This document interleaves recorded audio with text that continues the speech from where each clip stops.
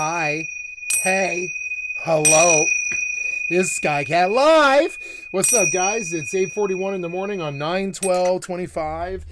It's 9/12/25. That's a Friday. It's a Friday. It's TGIF again. What's up, guys? It's like another week blew by, and it doesn't even really feel like a week passed. And anyways, I am here, TGIF Friday. It's 8:41 in the morning. It's 66 degrees out. It's 9/12/25, and it's a Friday. I love you guys. Thank you so much. I will be here to play some video games. Today I'm playing some No Man's Sky, some Eve, and some FFXI. I could be playing Doom, but I don't think I like it. And yeah. And yep, and that's it for Big Face. I'm just gonna drop it off. That's all I have to say. I had a doctor's appointment today. I had to get up at 6 in the morning, which wasn't fun.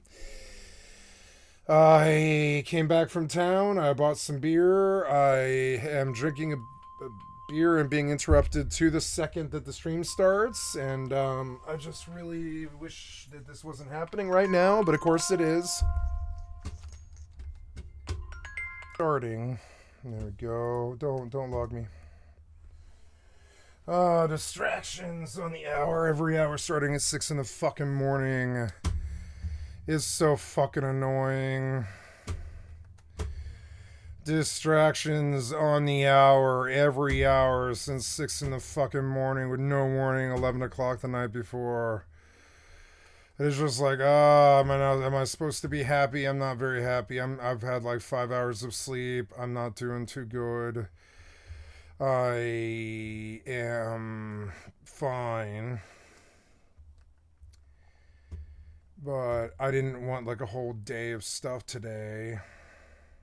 Whatever. I assume that's what it's going to be. Maybe it won't be. We don't know. Nope. Stop function. Okay, going live. Terribly sorry for the interruptions, guys. Yeah, I don't really control my life. Never have. Some other domineering person just totally walks all over me all of my life. Like, I can relate a story here. When I was 17, I got busted for a high-speed chase, possession of ecstasy, possession of marijuana, a couple of paraphernalia, etc. And when they busted me, I was like, okay, I don't want to deal with the control of another person being angry with me for the next few years or whatever it's going to be. So just take me away to jail. And they were like, you're fessing up to, felony possession of ecstasy. And I was like, yep, it's in my wallet. Go find it. And they were like, why are you doing this? And I was like, I don't know. I don't want to be where I'm at. And that was at 17. You understand? Before I was even at 8, before I was even an adult. And I didn't understand it at the time. And I know my mother didn't understand it at all. She hated it, and she hated me.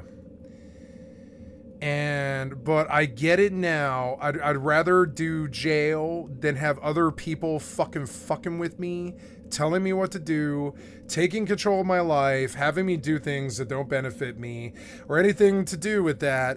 It's just another person using you like a fucking doormat ever since I was born. And that's okay. They're your mother or your family. This is what family is. But it still sucks. It still sucks that somebody uses you like a fucking doormat all of your fucking life. And like, I get it. I mean, that's what family is. You have a kid, they're your slave. They just take care of you and do whatever you need them to do all of their life. Right?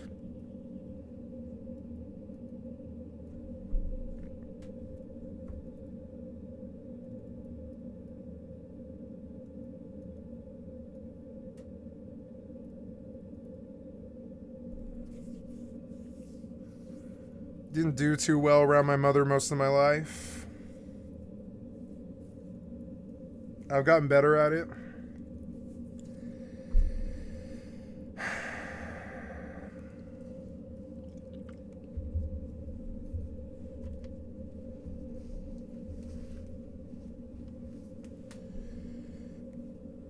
there's like resentment there, but it's not her.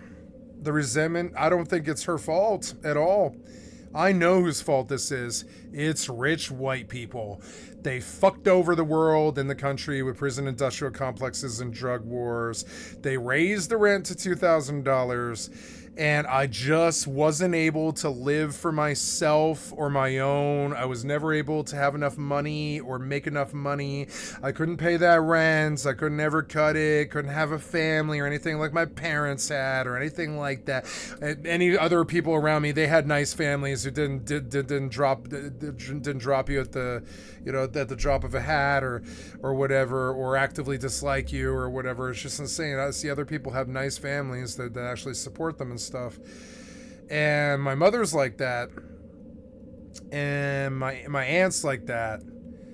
The rest of the people that I knew weren't like that, and it's weird. And so it's that thing about how, because of all the suppression of the rich white people and the fascists and the bureaucrats and the problems and the prisons and the drug war and the issues, and all my friends are hurt by the cold and all the addictions and the doctor stuff and the rent and the fact that the healthcare is so expensive and the fucking drugs are so expensive and the liquor is so expensive and everything's so fucking expensive and all the inflation and everything, right? And so it's like, at that point, my life has already been stolen by everybody that I've never met. And people that I just don't know. People I'll never meet. Elon Musk, I'll never meet him. People that I just don't, Donald Trump, never meet him. People I don't know fucked me long before I was born. And so, made sure that somebody I knew or somebody that I met would die of a, extinction level event in my lifetime. There would be rolling brownouts and blackouts and problems, sheer rampant racism and sexism and homophobia and all this stupid ass shit. And so I deal with all of these problems and all these shortcomings, and I have all this anger, and I live someone else's life, and I take their handouts, and I walk amongst men even though they raped and took away my mountain home. And what's mankind's response to it? Completely ignoring me, and my mother trying to use me like a slave. Now, these are responsibilities that I have, and that's okay. But having to take care of somebody else's fucking life after 27 years of persecution from the piece of shit rich white cocksuckers in this fucking country and all the software developers they rolled in on. Yeah, I don't want to be interrupted. I don't want to talk to humans. I don't want to see doctors. I don't want to do anything. I'm not going to work for you. I don't want to help you. It doesn't benefit me. It only ever benefits you. I'm not transactional. I just, at some point when I was like 27 and I attempted suicide because I knew the world had become like this and I just knew there was no reason to live, I was like, I'm not doing shit for other people. They're just using me like doormats if that's the case, because I haven't received anything from these people. Not love, not friendship, not interactions or deals or bargains or anything. It's been cold and fucking hard as long as I've been here, pretty much since I was like 11 years old or something like that. And now, like, I look at like, man, I just don't ever want to see, do, think, talk, act, or be around other people, like, at all. And I know that if I actually had control over my life and I wasn't being used like a fucking serf by piece of shit rich white cocksucker fucking slave drivers, serf drivers, from the government on down to my mother and everybody in between, just used and abused and thrown in prison or some social contract you can't get out of, or just enough money so you don't die, so you just keep trying, and all this other stupid ass shit that they do to serfs, fucking serfs. And being the serf that I am, I just don't like helping other people anymore. And I'm the nicest, most empathetic person you ever meet. I'll give you the shirt off my back, no questions asked. But I don't like it because I wasn't shown the same. I'm just expected to do for others. That's all that anybody ever wants. It's what my exes wanted. It's what my mother wants. It's what my friends wanted. It's what all of humanity wants. They just want to make sure that I'm there doing for them and that nothing happens except sorrow for me. Now, I have a nice home and a nice place to live. I'm not shaking a stick at it. I'm saying that sooner or later, I must be left alone. And I know that's what's going to inevitably happen. And the thing that I want is my worst nightmare, too. And it's not fun. And this is because... Jesus Christ, hold on. This is because, like, the uphill battle for 27 fucking years, culminating with an attempted murder... The threat of murder against the love of my life, the drug persecution from the rich white people and the fucked up Americans who fucking went against their own people like my parents, backed them as they went against their own children and threw us all in jail for drugs, or watched us die on the fucking streets and didn't care, didn't give a shit. The government ended up helping me more than anybody else. And that's fucking weird. There's 17 fucking court dates and all this shit. And it's like, at that point, my tolerance for anybody, anything, or anyone, call it PTSD, call it trauma, call it fucking damage, call it fucking insanity, call it whatever you want. I have no throughput for other fucking people. I just don't have it. I don't even have it for my fucking mother. I don't have it for anybody. I don't have throughput for fucking anybody. I don't have it for my aunt. You know, the two best people in my fucking life. I owe them my life 5-10 times over or something like that. And it doesn't matter. I don't have any fucking throughput to fucking deal with them. I would prefer to be fucking alone. You know, I remember, like, the first big check came in from Pua, and it was like, I don't know, $9,000 or something. I forget what it was. It was like 13 grand or something. My mother was like, what are you going to do? And she was like terrified of it. And I was like, I don't know. It's fucking 10 grand. Who cares? It's 10 grand. It won't even pay rent. I was like, it won't even pay rent. And she was like, what are you going to do? And I was like, I'm going to rent an apartment. I'm going to get on my feet until I fall down to the streets in you know, the killing problem cesspool that is America. Yeah. And I was like, I'm going to have a pretty good year, but the money will be gone. You know, it'll be gone. The landlords will get it. That's what I said to her. I was like, the landlords will get it. And she was like, oh, no. We're going to buy you some place to live. And I was like, okay, cool. I mean, that's fine. To me, it's all money stolen by rich white people anyways. So whether you give it to landlords or you buy a home and pay other stuff like upkeep and all this other shit, it's just all paying money to the rich overlords. I don't really care. Yeah, but it was a lot nicer to own my own home now because I don't have to pay rent, and I am not an ingrate. I don't dislike this. I like this situation. I'm very, very thankful for it, and I put my blood, sweat, tears, and labor into it. I show them that I love them, and I take care of them, and I do whatever it is they need, and I show up when they need me. But it doesn't change the fucking fact that I just don't have the bandwidth to deal with other fucking human beings. Probably not to date ever again. Probably not to, like, talk to ever again. You understand? I struggle to talk to cashiers these days. Yeah, I had a hottie nurse. She wanted me to hit on her today. She was expecting me to do it. I had a hottie nurse. She was a fucking hot brunette. She came in. I was like, oh my fucking God, it's a hot single brunette nurse.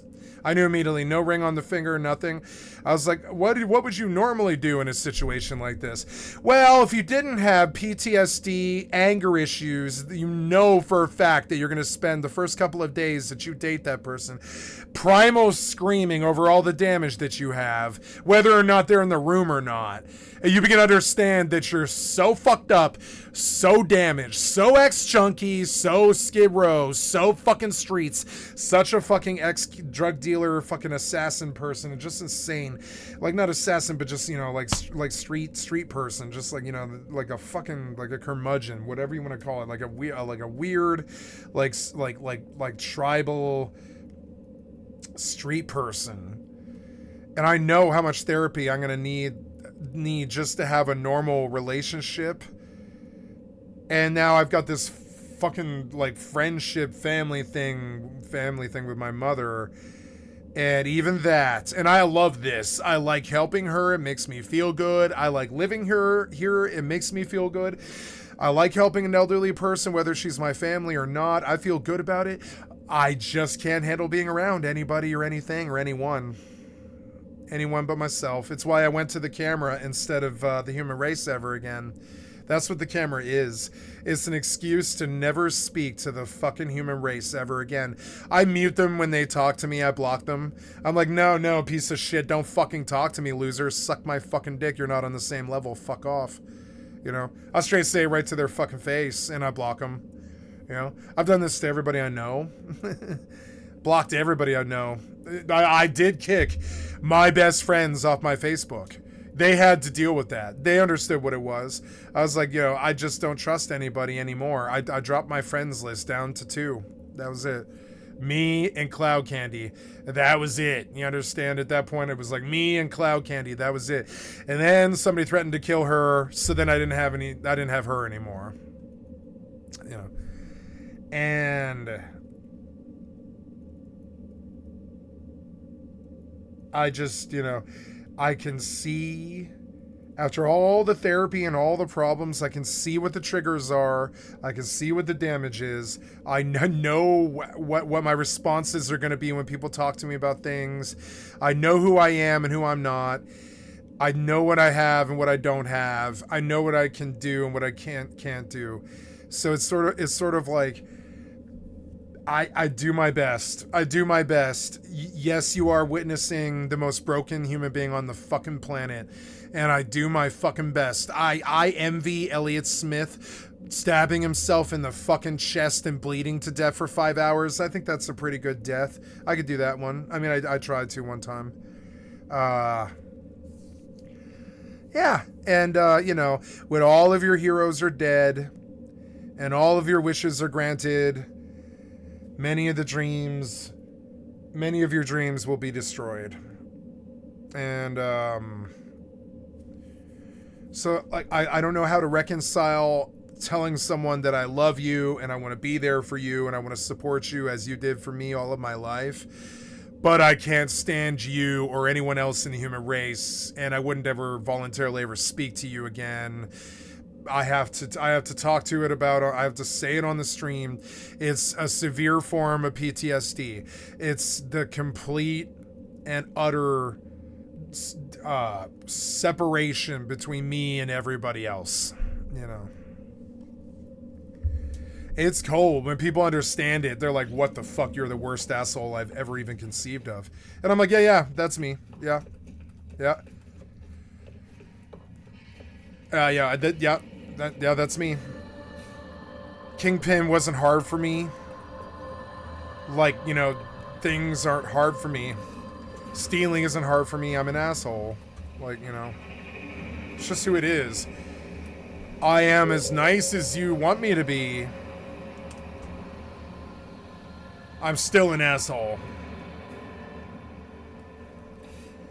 And, I mean, this is a form of therapy for myself, where I just tell myself that it's okay to never speak to the human race ever again. It's okay to have these negative, shitty feelings about them of sorrow, loss, and crying, and fear, or loathing. It's okay to still help them and still be there for them, even though they left you basically a $40,000 remnant of a burning dumpster fire life and stole all the money and spent it on lifestyle shit or whatever. When I try to get by on $9,000 a year, and as it is, I still give half of that, to my family, because they're my landlord and my family. And it's weird. It's like, yeah, so Mr. $4,500, whatever I make, like $7,000, something like, yeah, Mr. $7,000 keeps getting used by all these other people who had nice lives and houses and stuff. And I just, like, I don't know, like, the resentment. I don't have it. I don't care what they do, and I'm proud to help them, But it just doesn't add up. It's the same old martyr bullshit where it's like, well, as long as I come out last, everything's fine. As long as I'm the one doing the work, you know, it's fine. As long as I'm the one falling down to the streets and being the drug addict and dealing with all the emotional damage and problems, it's fine. As long as I'm the one working for $10 an hour, it's fine. Everybody else should make money. As long as I'm being thrown in prison for drugs, it's fine.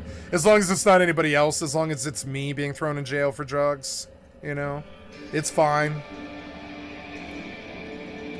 I just don't really like these people anymore. I don't like my family. I don't like the people in America. I don't like our leadership. I don't like my friends. Like, I don't, you know, I don't like them. There's things about them that fundamentally fucking bothers me.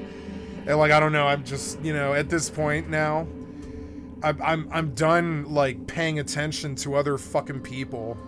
I'm just gonna be their fucking slave. And I'm gonna shut the fuck up about it.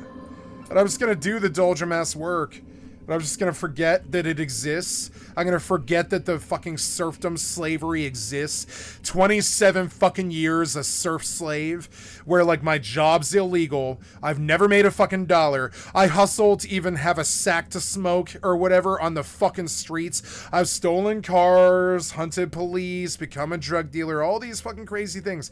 And it is this like crazy poisonous, like, what do you call this? Entropy death of starvation, loss, sorrow, and complete isolation. And those things, they're okay if you don't add other people into them. But the minute that I'm forced to deal with other people and their problems too, on top of my problems, you know, like I get jealous of fucking Solomon Northrop and Elliott Smith. Like, what the fuck? You know, and yeah, and so I have to reconcile with this thing where, you know, constantly my mother's like, are you okay? And I'm like, yeah, best I've ever done in my whole life. But no, I am doing the worst I've ever done in my whole life, you know, because I know there's no hope left. The pieces of shit won. The baby boomer generation choke fucked out 5 other generations and made it impossible for any of us to make any money or pay rent or do anything else like that. The fascist war is coming. There's civil wars coming where I have to kill them because nobody, as long as it's me suffering and nobody else. Well, I'm sure I'll be the one who has to kill them. You know, I'm the one who's I'm the only one with any real convictions here about the right wing. I know it after watching Assam for like 2 years. I'm the only one here besides this guy who just shot fucking worthless ass Charlie Kirk, or whatever his fucking Charlie fucking perp or whatever. But Charlie, like, God, you know, God rest the dead or whatever. But you know, rest in piss, Charlie Kirk. Like, fuck the right wing and fuck all the things the right wing are doing to our country right now. And fuck you, Charlie Kirk. If you have to be the martyr, then so be it. Fuck you, piece of shit. Fuck you. And like, and I look at like a hopeless political system. I look at a hopeless economy. The only places that are left in this whole reality that are good are these games. That's it. These games are the only thing that's left. That separation between me and the real world. I want it. I'm like Theodore Kaczynski. I want it. I'm not a crazy person. I would never harm another living thing. I just won't. I'm just not like that. You know me. You've spent years in this stream. You know me. But I don't want to come back. I don't want to talk to anybody ever again. And I'm sure I'm going to get what I want. It's the worst curse that could probably ever happen to me. I'm sure I'm going to get what I want. Sooner or later, in 5, 10, 20 years, something like that, it'll just be nobody ever speaks to me again. Nobody ever speaks to me ever again. And it's not that I need them or want them. It's that when we did speak, it was nothing but rape, sorrow, loss, drug addictions, failures, threats of prison, all that right-wing bullshit that you fucking effed-ass Republicans do. All of it. It brought me down, killed me. And so yeah, after being dead for a while, after being hurt by the cold and tossed in a fucking mental asylum, and, you know, thrown off in the fucking streets to starve again, maybe two suicide attempts, and, crazy kingpin shit, three drug addictions and a problem. Ex-girlfriend that I love more than my life itself, scared away by a fucking attempted murderer. Just all this dark bullshit. One of my best friends shot his father and then himself. One of my best friends was raped and murdered in high school. Like, all this other shit. And it's like, I didn't want this horror show fucking movie of a fucking life. I didn't want this horror movie of a fucking life. I don't want it. I didn't want it when I left the first time. I don't want this horror story of a fucking life. So you ask me all the time, are you okay? And I'm like, my life's a horror story. And you're asking me if I'm okay? Yes. Yeah, I'm doing a lot better than you would do. I'm doing a lot better than Jackie Chan would do and has. I'm doing better than anybody would do. Like, I'm doing better than Bruce Lee would do. I'm doing better in the mental. I'm doing better in the mental. I know I am. I've written them off. I don't have any anger or sorrow towards them. I don't have some fatwa or some fucking weird war or holy war in the mental against them or anything like this. I have reached enlightenment, and it is doing nothing. Playing video games, pretending that the rest of humanity doesn't exist, doing nothing. Self-help sings say do nothing. I absolutely agree. It changed my life and it saved my life. When I understood that I would do nothing until somebody asked me to do something, I got better. I mean, I swear to God, I got better. I was like, nope, I'm not dating anymore till some girl shows me that she's worth it. Everybody always thought that I had to chase all these other women and put them on a fucking pedestal, including myself and all this. And at this point, it's like, no, I'm just going to wait for the right girl to realize what she lost. If that's not going to happen, then love's just not for me. I'm mid-40s. I've been in 7 good long-term relationships. Would have died for those girls. I've been with like 37 women. I just don't, I don't have an issue in those lines. But what I do want now is somebody who plays the same games, listens to the same music, and does the same drugs and has the same type of history. There's no woman on the planet, not a single woman on the fucking planet with a history like mine. Not a single one. If it exists, they're going to be one in like a billion. Maybe there's 5 of them on the planet, and they're going to be like 1 in a billion. How the fuck am I supposed to go meet that? I gave up. And it is loser talk, but see, understand, I spent 27 years trying. I gave up. I spent 27 years trying to make money in the video game industry. It ended up being I had to become a streamer and become an entertainer before I could ever make $1 in the video game industry, because people like my parents' generation sucked dick and suppressed the last 5 generations to the point where we're basically dead. Fuck them and their stupid, worthless pig asses, fucking hog asses. Fuck them and their hog asses. No sympathy for the other side or whatever. As they serfdom, slavery, choke fuck the rest of the 5 generations underneath them or whatever. I'm just like, nah, man, fuck you and your 3 houses and 5 cars. Suck my fucking dick, piece of shit, baby boomer asshole. Suck my dick. And after that, after 27 years of it, I'm like, I'm done with employment. I'm done with dating. I'm done with working. I'm done with being nice. I'm done with humanity. I'm not done with my family, because I just shouldn't do that. I owe them more than that, but I don't owe anybody else. I'm done with my friends. I'm done with money. I'm done with chasing things. I'm done with being happy. I'm done with trying. I'm done with it. And it's not some mental breakdown. It's like, it is the enlightenment it is the sunshine of the eternal, it is the eternal sunshine of the spotless mind. Right? It's like Charlie Kaufman wrote. It is the eternal sunshine of the spotless mind. After a while, dealing with the rest of humanity and seeing sorrow at every single point of the Indra's net that is the connection between humanity and me.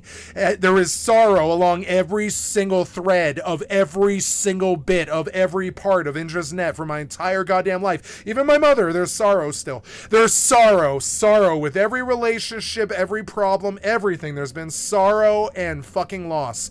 And so at that point, I attain enlightenment. I don't know what to call it. It's doing nothing, right? I think understanding doing nothing and not being around these people anymore, or taking their fucking feelings into consideration, or into evaluations with my life, or my own counsel will I keep, what I do, how I speak, who I'm with, how much money I make, what attention people pay to me. My own counsel will I keep. I don't care. My own counsel will I keep. I even did on my stream, sort of. I was like, no, I'm going to turn my chat off, because it's like this job that I don't want to meet people that I don't want to meet.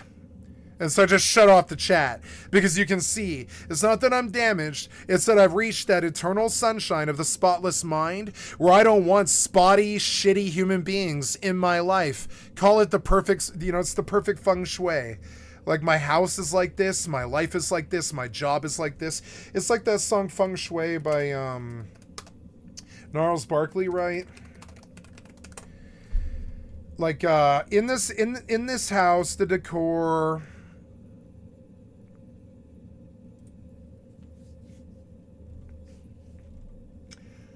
in this house, the decor is the obvious obscure. You can see clearly the theory of less is more, a plant, a pet, and books on a shelf, and a frame on the wall where you can picture yourself. And you're welcome to stay, but even your company must complement the feng shui. The people, all the people I ever met did not complement the feng shui of my life. And they all thought that I was the issue. I don't think I am. I'm sorry, I don't think I am. Even down to what I have on, they do wonder to what extents I have gone, tailored and tapered, contoured to the curve, demanding the attention that it does deserve. Fabrics for the forecast of the day, I admitted everything is fitted to fall in feng shui. But more importantly, the way that I move, if I'm in your town, my needle's down on the groove. On site, they know my song, and it ain't slow, and it sure ain't long. You see, I do not play. Forgive me, Father, I was forced out of feng shui. And, a flow as subtle as a summer breeze, like the whispering winds and the talking trees, too big to be boxed in, it bobs and weaves, it evolves, it solves, it gives and receives, and everything I say is calculated, appropriated, written and arranged in feng shui. Every bit of all of it is stream, 4 years of it now, something like that, 3.5 years of it, something, I don't even know how long it's been. It's all feng shui. Every word that I say, everything. Even when I'm angry and not even calculating what I'm saying, drunk maybe, it doesn't matter. It's all part of some perfect feng shui where it's like, stay the fuck out of my life. No, I don't want to talk to you. No, I don't love you. No, I'm not capable of love anymore. I am the most broken, fucking fucked up piece of shit you've ever met. Absolutely. Even more so conceptualized. I'm more fucked up than this guy who shot Charlie Kirk. I absolutely am. I know I am. And so, it is what it is. Yeah. Knowing little of other political realities, younger people may easily imbibe propaganda and adapt to authoritarian rule. Yet they may also... I don't believe in their politicians. I don't believe in their politics. I don't believe in our leadership. I don't believe in the American government. I don't believe in the churches. I don't believe in the religion. I believe in metaphysics, if it's a very low, sort of easy, like one for the masses about meditation and stuff like that. But other than that, I'm really not too much for religion. I like technology, but only because it brings me video games at a faster pace. But other than that, I'm not sure how well it's done for us. I like natural beauty, and that is one of the things I still live for, and I live in a very, very beautiful place due to my mother, which is one of the reasons why I don't mind doing anything that I do for her. And I have no resentment towards my mother in that respect. I'm saying that I don't wish to be around her. I don't wish to be around her. And that sucks, I show up and I try to drum up some kind of fucking desire to be around anybody in humanity right now, and I just don't have it. I'm down, and I'm down on the world again. Yeah, like, it reminds me, I'm going to sing, it is kind of a junkie song, but I don't care. I'm going to sing a junkie song. I'm going to pause here because I can. More deadly. Sorry guys, I paused the video like an hour ago for some reason, and now I'm back. is that Americans are already exposed to unfathomable levels of political violence every day. And so the hand-wringing from people in power when someone like Charlie Kirk falls victim to that same violence just really rings hollow. It especially rings hollow when our country is in the midst of facilitating a genocide. As one Palestinian posted in the wake of Charlie's death, quote, Sorry if I don't seem overly shocked. It's just that I've seen decapitated babies, shredded limbs, mangled and charred bodies, and much worse in Gaza for 23 months. As I've said previously, witnessing the most graphic and horrific war crimes imaginable in Palestine constantly, 24/7, via our phones, revealed the true violence of our country to the American public in a way that I don't think it ever had been before. I think people are finally able to see exactly how violent and hypocritical the US empire is and how cavalier people in power are about that hypocrisy. And this is, of course, why the government wants to ban cell phones and social media, by the way, but that's a topic for another day. As a social scientist on Twitter put it, quote, political violence is never acceptable, says a fascist country dominated by political state violence at every level against every oppressed group, both within the country and around the world. Another Muslim woman tweeted, quote, political violence is being condemned across the US after Charlie Kirk's death. Where is that outrage when 100 plus Palestinians are being killed with American weapons every single day? And this is the entire point, right? Thanks in large part to the internet and social media, people can quite literally see the hypocrisy of these people in power. All their mealy-mouthed statements do is reveal whose lives matter to them and they're whose the lives problem. don't. It's not us, it's Palestinian them. They're the children problem. Shot in the neck are never mourned. Students shot in the neck by school shooters are not mourned. But a right-wing political commentator who defended those people's deaths is treated as a national hero.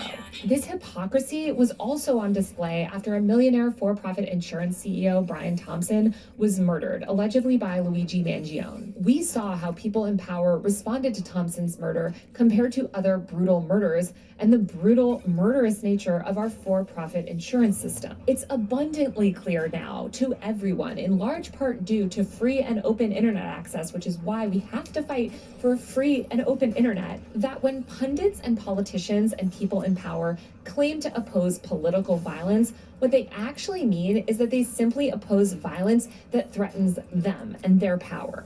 The daily political violence that millions of Americans have to endure through incarceration, our for-profit insurance system, neglect, deportation, police brutality, and on and on and on, doesn't count. Our lives don't count. Every hand-wringing op-ed about civility and democracy is just running cover for a relentlessly violent system. You can really see exactly how insulated people in power and the elite media are from this daily violence in moments like this. For example, shortly after Kirk's shooting, CNN pundit Abby Phillips tweeted, quote, the degree to which the algorithm on this platform is pushing video of the shooting is incredibly disturbing. There has to be some human that can turn the dial down in a situation like this. I thought this post was so revealing because I think so many people, myself You think there's a human? Looked at her like, where have you been? You think there's a human? You think this video of Charlie Kirk getting shot is gruesome? Have you not been witnessing the same live stream genocide across every single social media app that we have for the past 2 years? But the truth is that they haven't. People in power remain comfortable in their elite bubbles, completely shielded from the material harm of the violent policies that they support. And I think this is why so many people feel schadenfreude about Charlie Kirk's death. He dedicated his life to upholding violent systems and advocated for incredibly violent policies that have resulted in people's deaths. And Kirk led a legion of millions of supporters who still support this violence. Before his body was even cold, far-right figures were calling for a war on trans people. These are the same people who spend all day online mocking vulnerable people's deaths and celebrating the killing of George Floyd or immunocompromised people dying or the death of a trans girl who jumped off a bridge. Elon Musk posted to his 225 million followers, quote, the left is the party of murder. Right-wing activist Laura Loomer, who's been openly celebrating the slaughter of Palestinian children for months, called on Trump to, quote, shut down, defund, and prosecute every single leftist organization, adding that, quote, the left is a national security threat. Loomer said that, quote, more people will be murdered if the left isn't crushed with the power of the state. Trump blamed the shooting on, quote, radical left political violence in an Oval Office address. Sean Davis, the CEO and co-founder of The Federalist, posted on X, quote, I hope that Trump also orders the extermination of the entire anarcho-terrorist network that has been terrorizing Christians in this nation unabated for more than a decade. As someone who's actually against violence, All of this is terrifying. As many have pointed out, the whole "this shooting is going to be used as a pretense to strip us all of our rights" thing rings a little hollow when the government is already stripping all of us of our rights on a pretty much daily basis. They don't need Charlie Kirk's death to continually brutally oppress and murder minorities in state-sanctioned violence. But it's disturbing how liberals are already manufacturing consent for this to happen. Several high-profile liberal influencers and media figures are already whitewashing Kirk's legacy and policy positions, framing him as an innocent father who,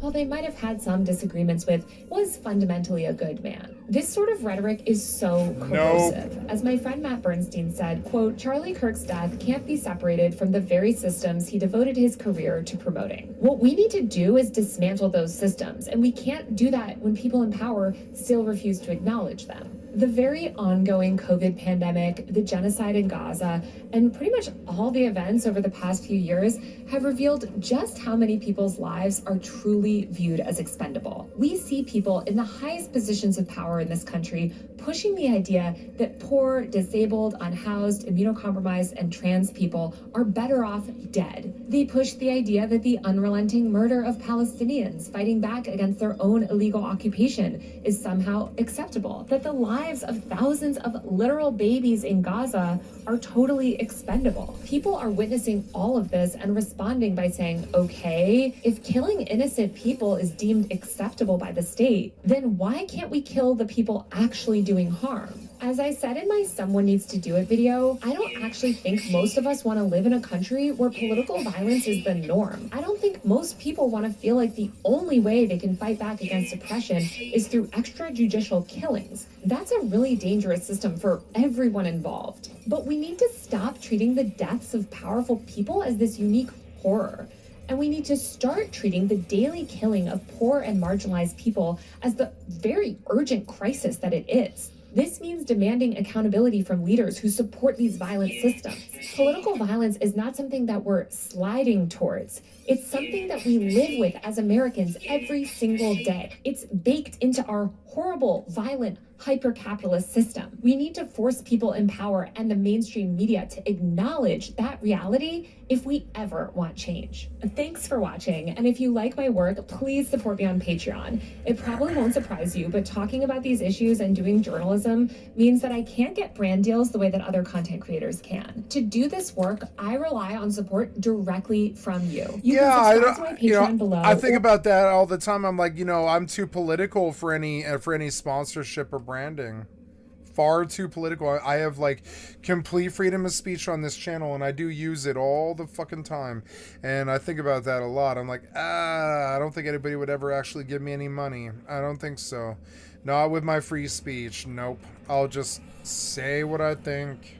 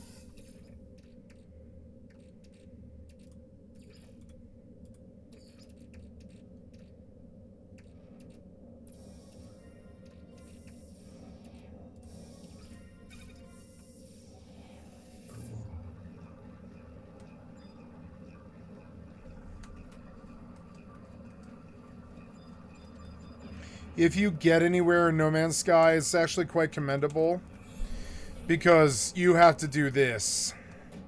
It's kind of like Mortal and the shitty walking back to your body all the time, or dying because of 5 mobs thing. Like this is a different version where you sit here at this processor, just putting everything that you get into it. And it is addictive to me. I don't know if I can stop doing it. It's like the recycler and Rust. That's a good system too.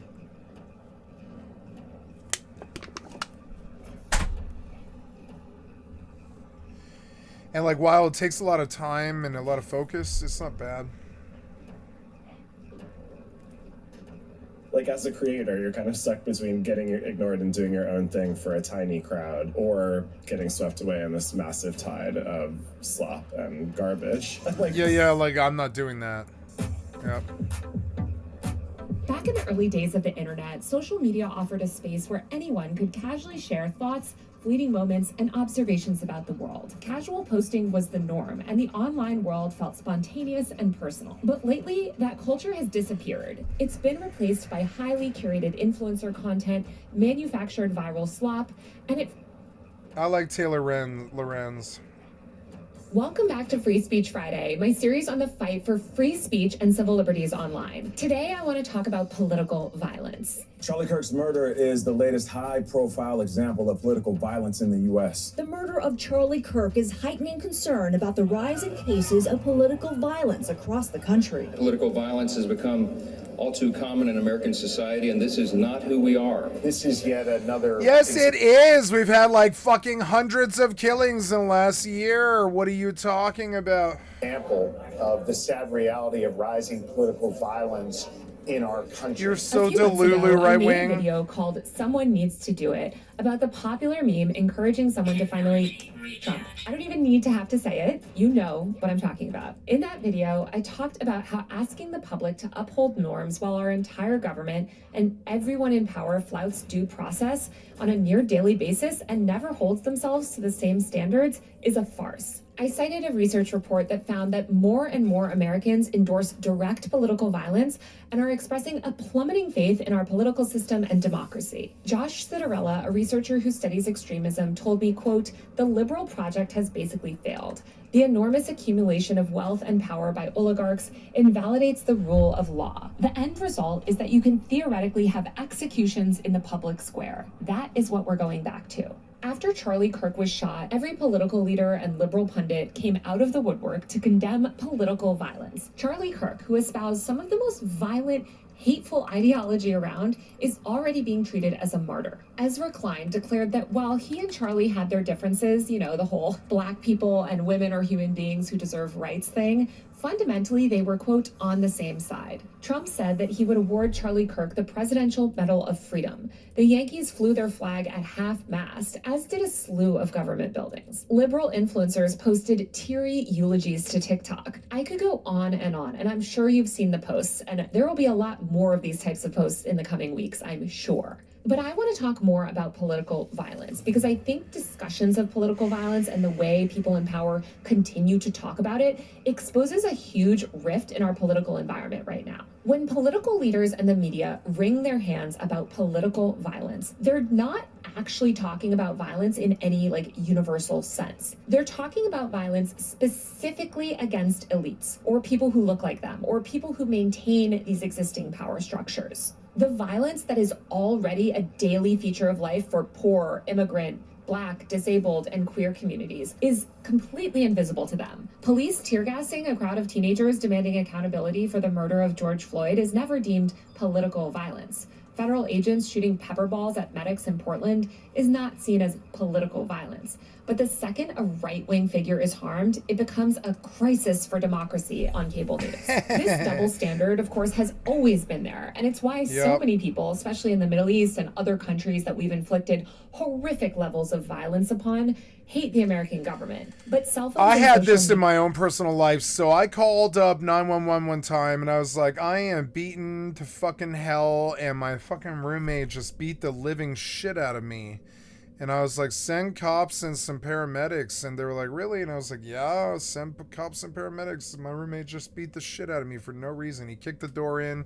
He beat me up against a brick wall and just started wailing on me fucking hard, right in my fucking face and in my stomach and stuff. And they were like, okay. And the cops showed up and they're like, oh yeah, you're beaten to fucking bloody. And I still have the fucking pictures and stuff of all the fucking contusions and blood and fucking shit all over my face. You know what, the cops, they were all right wing.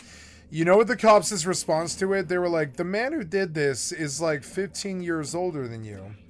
And I was like, yep. And he was like, and they were like, he's like 60 and he's fat and he has a hunchback and he's got a bump on his he's got a thing on his forehead, a goiter on his forehead. And I was like, yes. And they're like, why didn't you defend yourself when he beat the shit out of you? You're like twice his size. And I was like, because I'm on probation. I can't throw a fist. I'll go to jail for 10 years. They've got 10 years mandatory minimum sentencing holding over my fucking head, and I can't do anything. I can't have a miscommunication.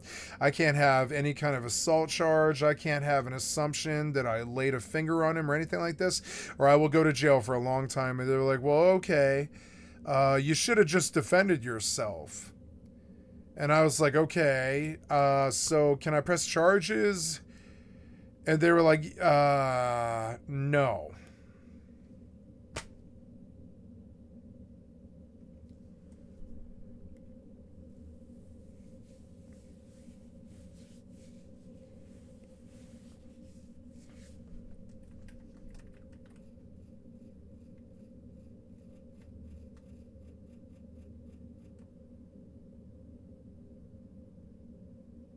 I'm sorry. They asked me if I would like to press charges, and I was like, no.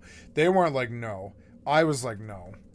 But like, but it was just hard. It was like hard. I couldn't have done that to him. That I wouldn't have done that to my worst enemy. That's another part of it. And it's fucking fucked up. But I was like, no, I'm not going to fucking start a fight with this guy. He's fucking crazy. I'm not going to file charges on this guy. He's fucking crazy. Media have finally made... Look at what he did to my face. I was like, no, I'm not going to file charges against this guy. That's what happens when you're a fucking victim. I was like, no, I'm not going to file charges against this guy. He'll fucking kill me.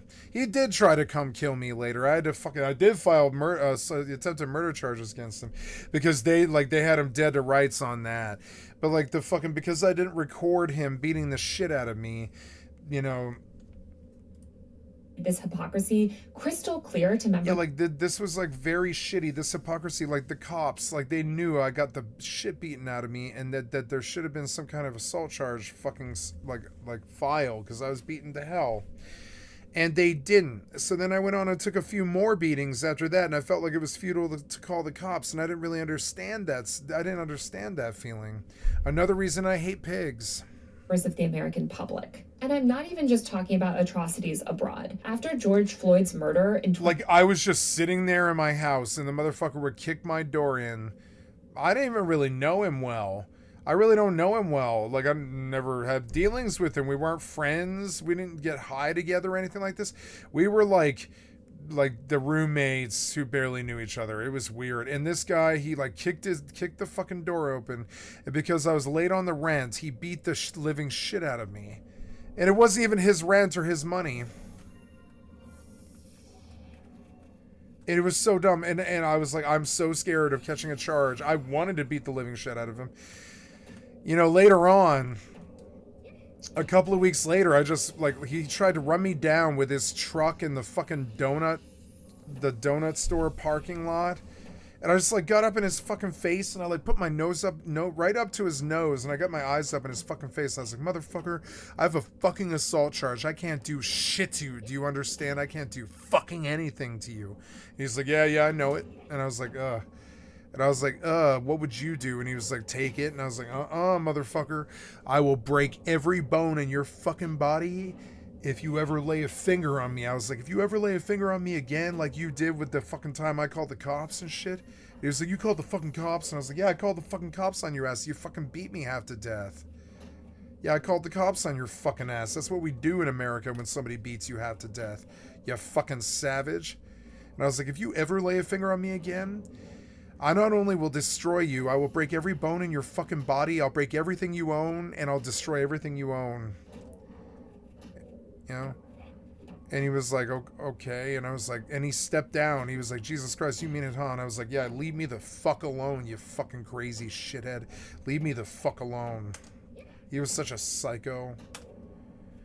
And that whole thing, but the cops backed him because he was a right-winger.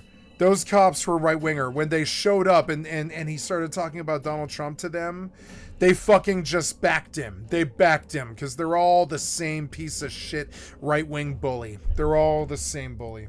2020, millions of people took to the streets to demand an end to racist police killings. What they were met with, however, was an unprecedented wave. You ever notice how the bullies are Trumpers? They're always Trumpers. State-sanctioned violence. The Department of Homeland Security deployed tactical teams into cities. Police kettled and beat and arrested journalists. Protesters were shot point blank with less lethal munitions, losing eyes and sustaining permanent injuries. People died in protest-related incidents, but how many of those deaths were mourned by the mainstream media as martyrs of democracy? None. And just months after the peak of Black Lives Matter protests on January 6, 2021, a violent mob stormed the Capitol, calling for the lynching of elected officials and overturning the election.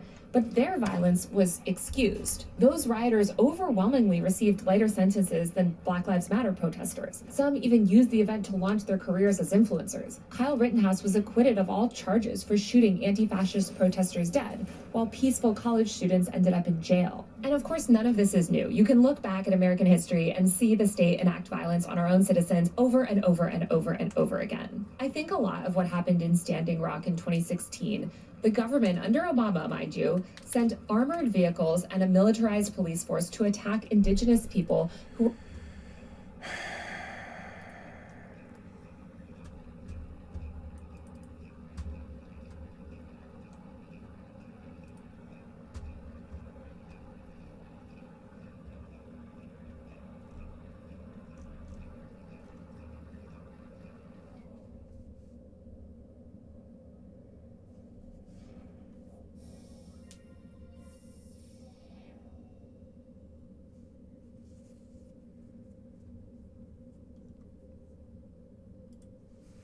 Like, as a creator, you're kind of stuck between getting ignored and doing your own thing for a tiny crowd, or getting swept away in this massive tide of slop and garbage. Like...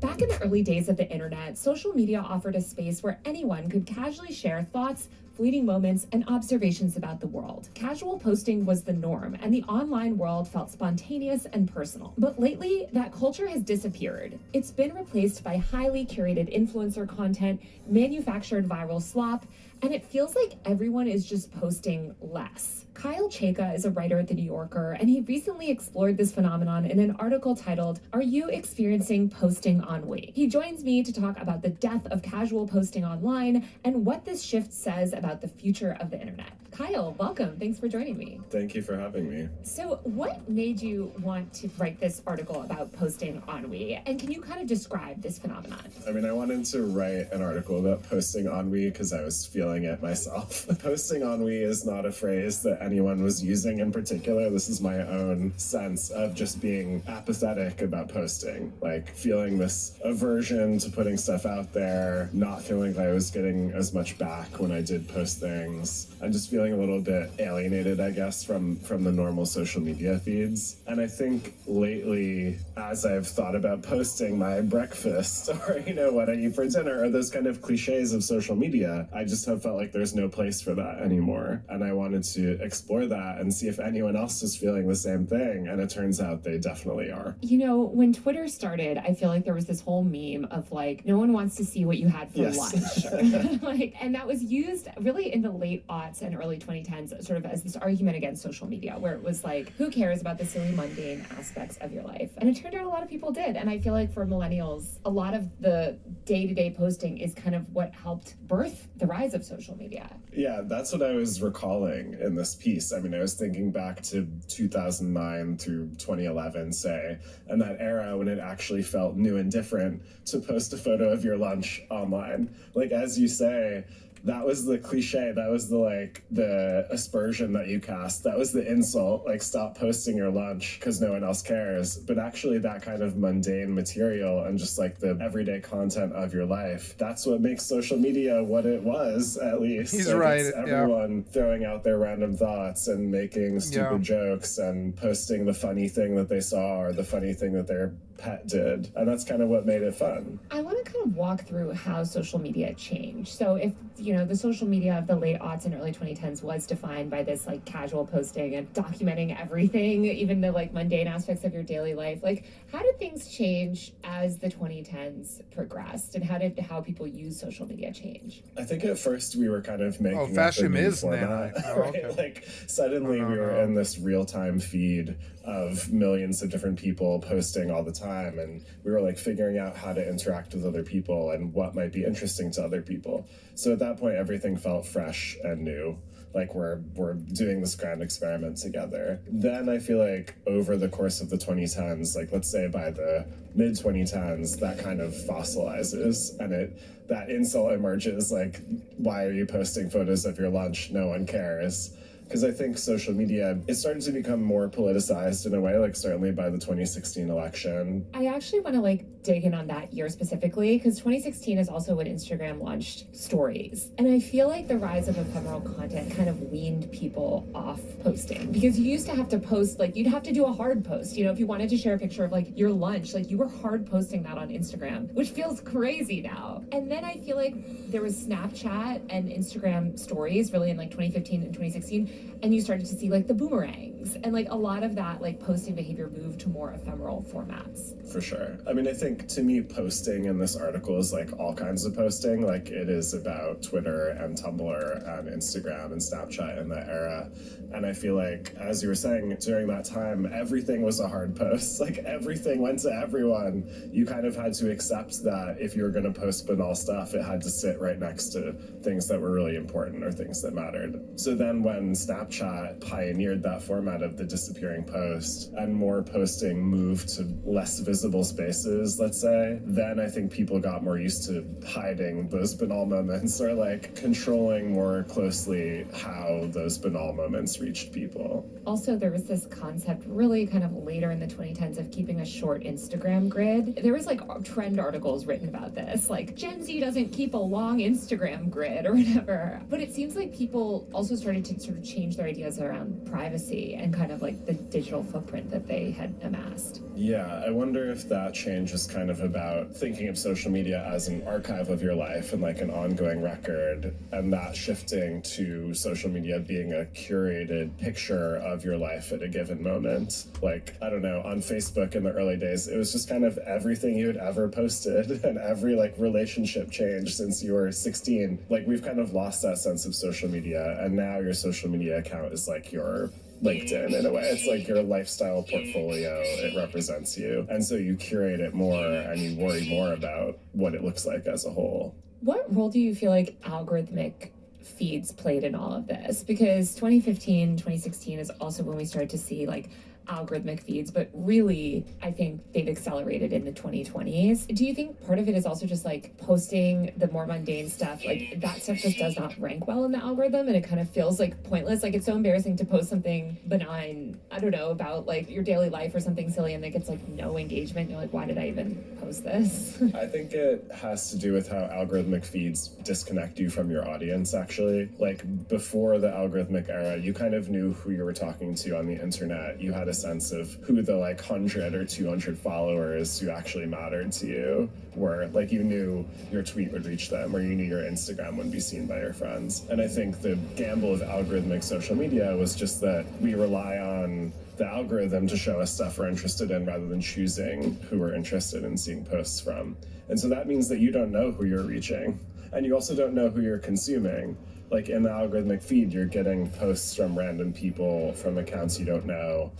And that lack of context means you really don't care about their breakfast photos. Like, if it's not your friends, then yeah, maybe you don't want to see that kind of content. And then I think it slowly disincentivizes the posting of that kind of casual stuff. You kind of feel unsafe throwing out a random thought, or you don't know that your followers will interpret it in the way that you mean it. There's a lot more like context collapse for sure. And you don't have that like emotional bond as much, I guess, with like the people that you're following. So you're just kind of like, why is someone's random sandwich in my feed? Like, I don't care or know that person. Though at the same time, like, some of that content is good. Like, I think part of the thesis of this article is that if that stuff went away entirely, social media would be bankrupt, right? It would only be professional content. Another thing with algorithmic feeds, I feel like, is just that your content is suddenly mashed in between increasingly like inflammatory content, engagement bait, and just like horrific news. I think 2016 was this turning point for politics online. Obviously, Trump's election made people a lot more political throughout the 2010s. And you talked in your piece about, I think it was one girl saying, like, I feel kind of awkward sharing my benign like daily life now when there's just the whole internet is just full of atrocities. So is it just like that our world is so miserable that this stuff seems trivial? There's now no separation between the trivial and the horrific, right? Like, your breakfast photo sits right next to footage from Gaza or news about more weapons going to Ukraine, or you name the horrible thing that's going on, the ICE raids in the United States. So it does feel weird or awkward or just like bad to put your own random thoughts next to those things. But I mean, feeds have been drifting that way for a long time, right? Now there is that whole context collapse. There's no differentiation between any kind of content. It all just exists in this huge real-time stream of multimedia that is alienating the normal user from wanting to post their life when it has to sit next to this horrific imagery. It feels awkward and kind of insensitive almost to post. Yeah, and I mean, as I was researching this article, I did just put out calls on social media just to be like, how are you feeling about posting these days? And I was actually surprised at how many people got back to me with that answer.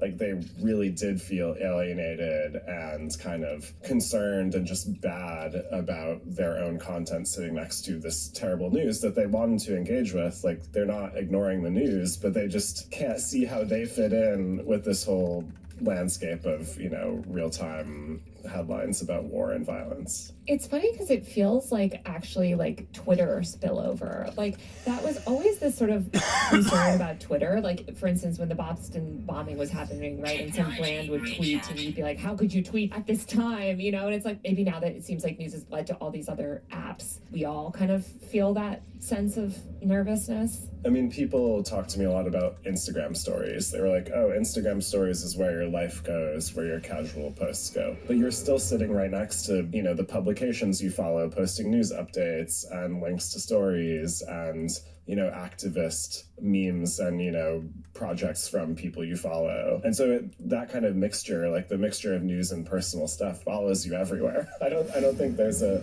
safe space away from that, except for maybe your own newsletter or something, like your own totally controlled space. It feels like Instagram stories also has just become less of a place to talk about what you're doing and yourself and more to express like your ideas and beliefs. And I think like 2020 infographic culture, like also when they made it easy to reshare content from Instagram to your story, like I think that changed the dynamic, because initially like you couldn't do that and you had to just post, like you had to upload photos in your own content. And now I feel like so much of Instagram stories is resharing and amplifying other content. Yeah, so it becomes about curating what you're presenting to other people more so. It's like you are only doing retweets. Like you can only share the posts that already exist, and you're a little bit discouraged from just making things on your own. And yet that, like, we all want original content, right? Like we're not there just to see how many people are reposting the same meme. So it kind of feels duplicitous in a way. I also think this has followed the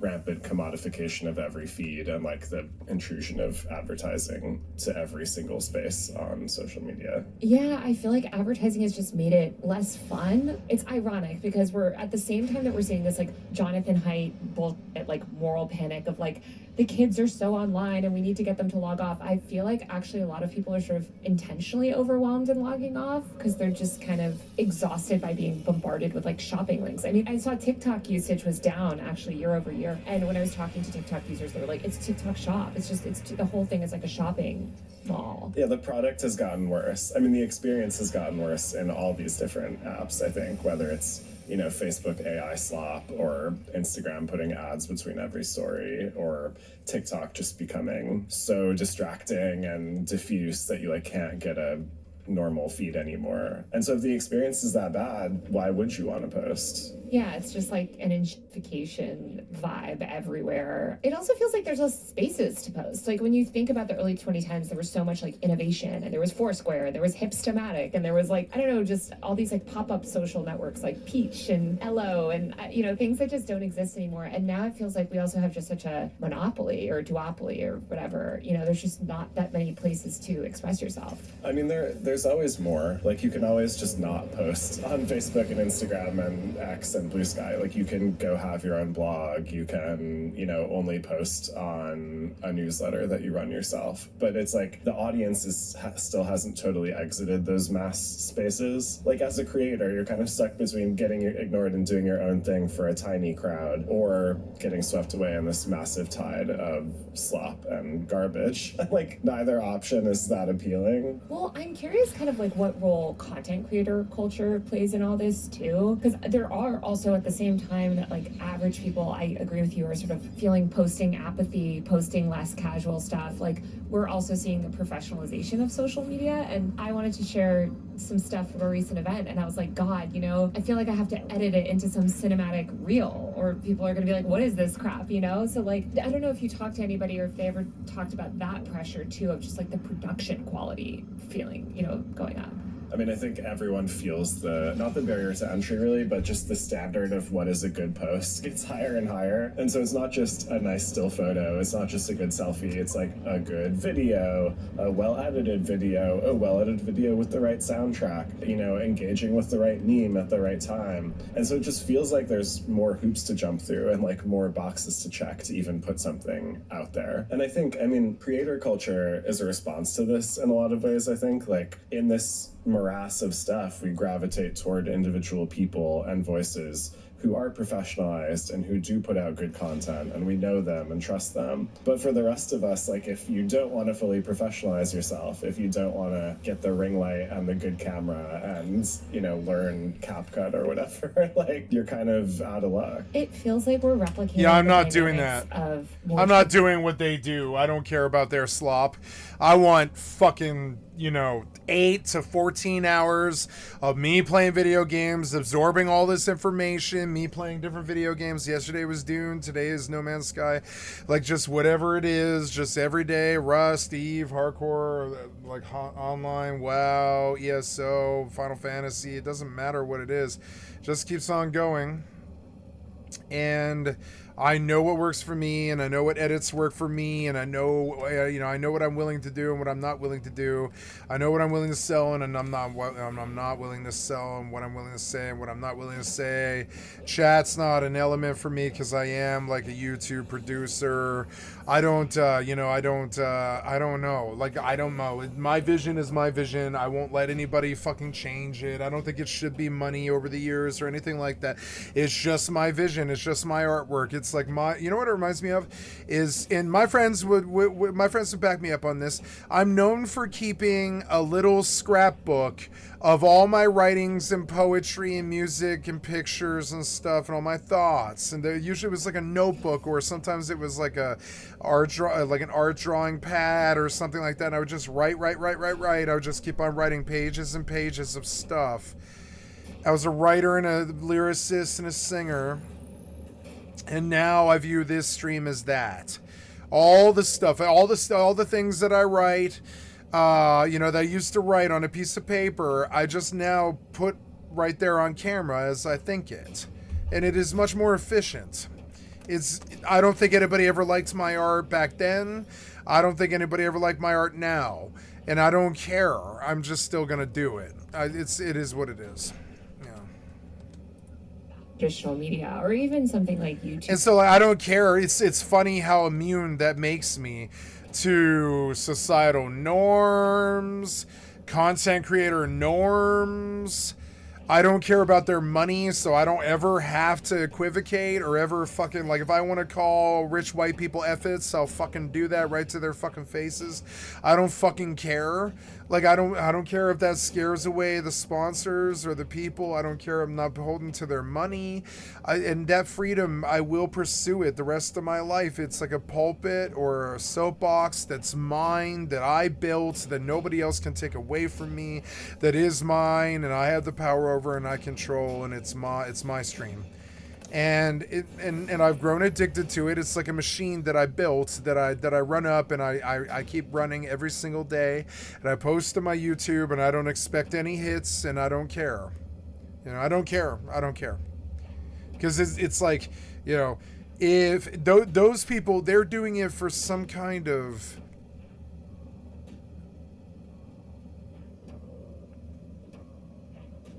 I don't know, reciprocation, or I don't know, like for me, I just wanted to have a snapshot of my life in the games that I played, because I know, like, and I'll tell you, I have this fear, right? I have this fear that I'm never going to see Secret of Mana, Chrono Trigger, or Final Fantasy VI ever again, and those are the games that I know best. I mean, remember, it's been 25 years or something like that. Those are the games that I know best. You think that I know Final Fantasy XI best?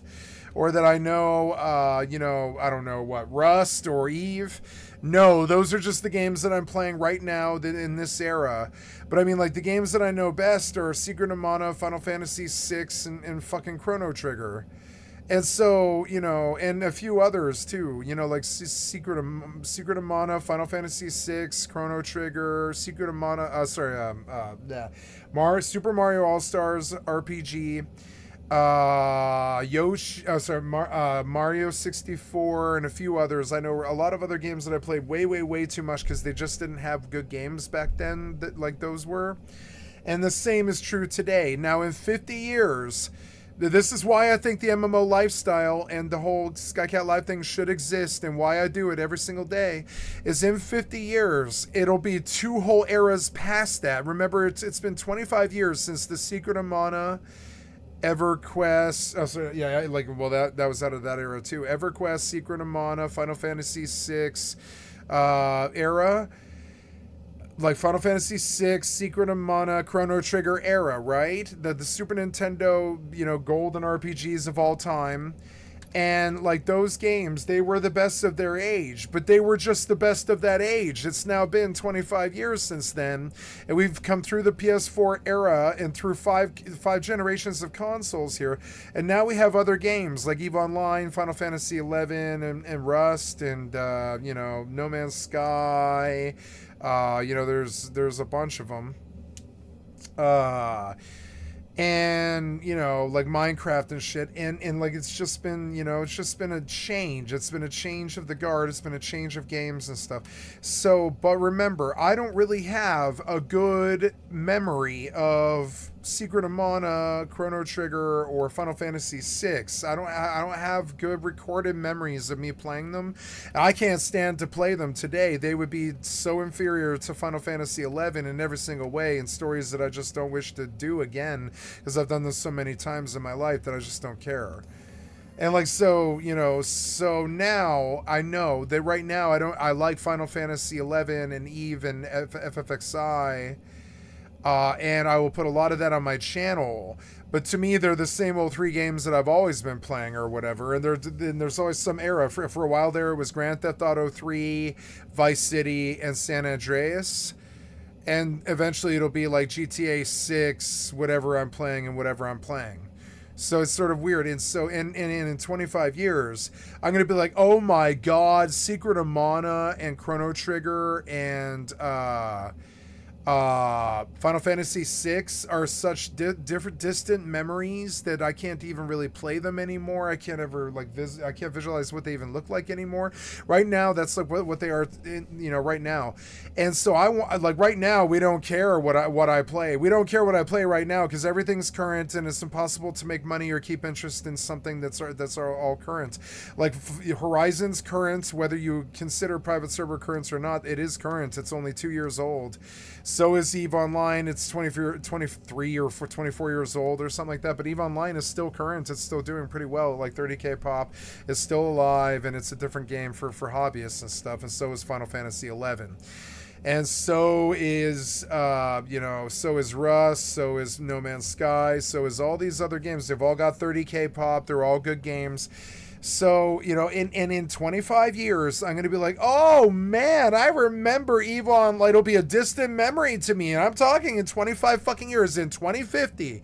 EVE Online and FFXI, the games I have right on this screen, like No Man's Sky, EVE Online, and FFXI, are going to be like this distant memory. And I mean, EVE Online won't be, because they'll probably keep updating it even to that point. But like all the rest of them will be gone probably. And it's weird. And it's like, and I think about this all the time. I record all day long EVE Online and FFXI, and they are boring, but I want to remember that they're boring, and I don't want that to be part of the lesson. They're boring. Like right now, I forgot to hit the autopilot button because it's all boring. So it's like in the FFXI, there's no dark cluster yet. So I just stand here and I wait, and I want me to remember in 25 years that this was boring, but it was something that I liked so much and had so much fun doing that I couldn't stop doing it.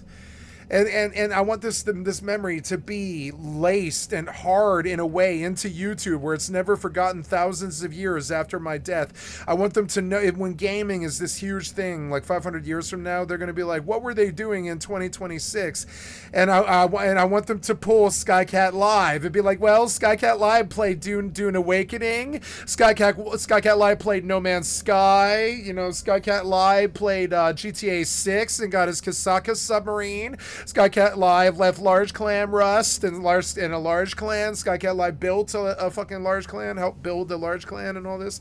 Skycatlive took 575s on 5 different Final Fantasy servers. It's just weird. And I want them to remember that 500 years from now. They won't care. I mean, they won't care, but I want them to have the memory. I don't think I care, and I don't even need them to pay me money to do it.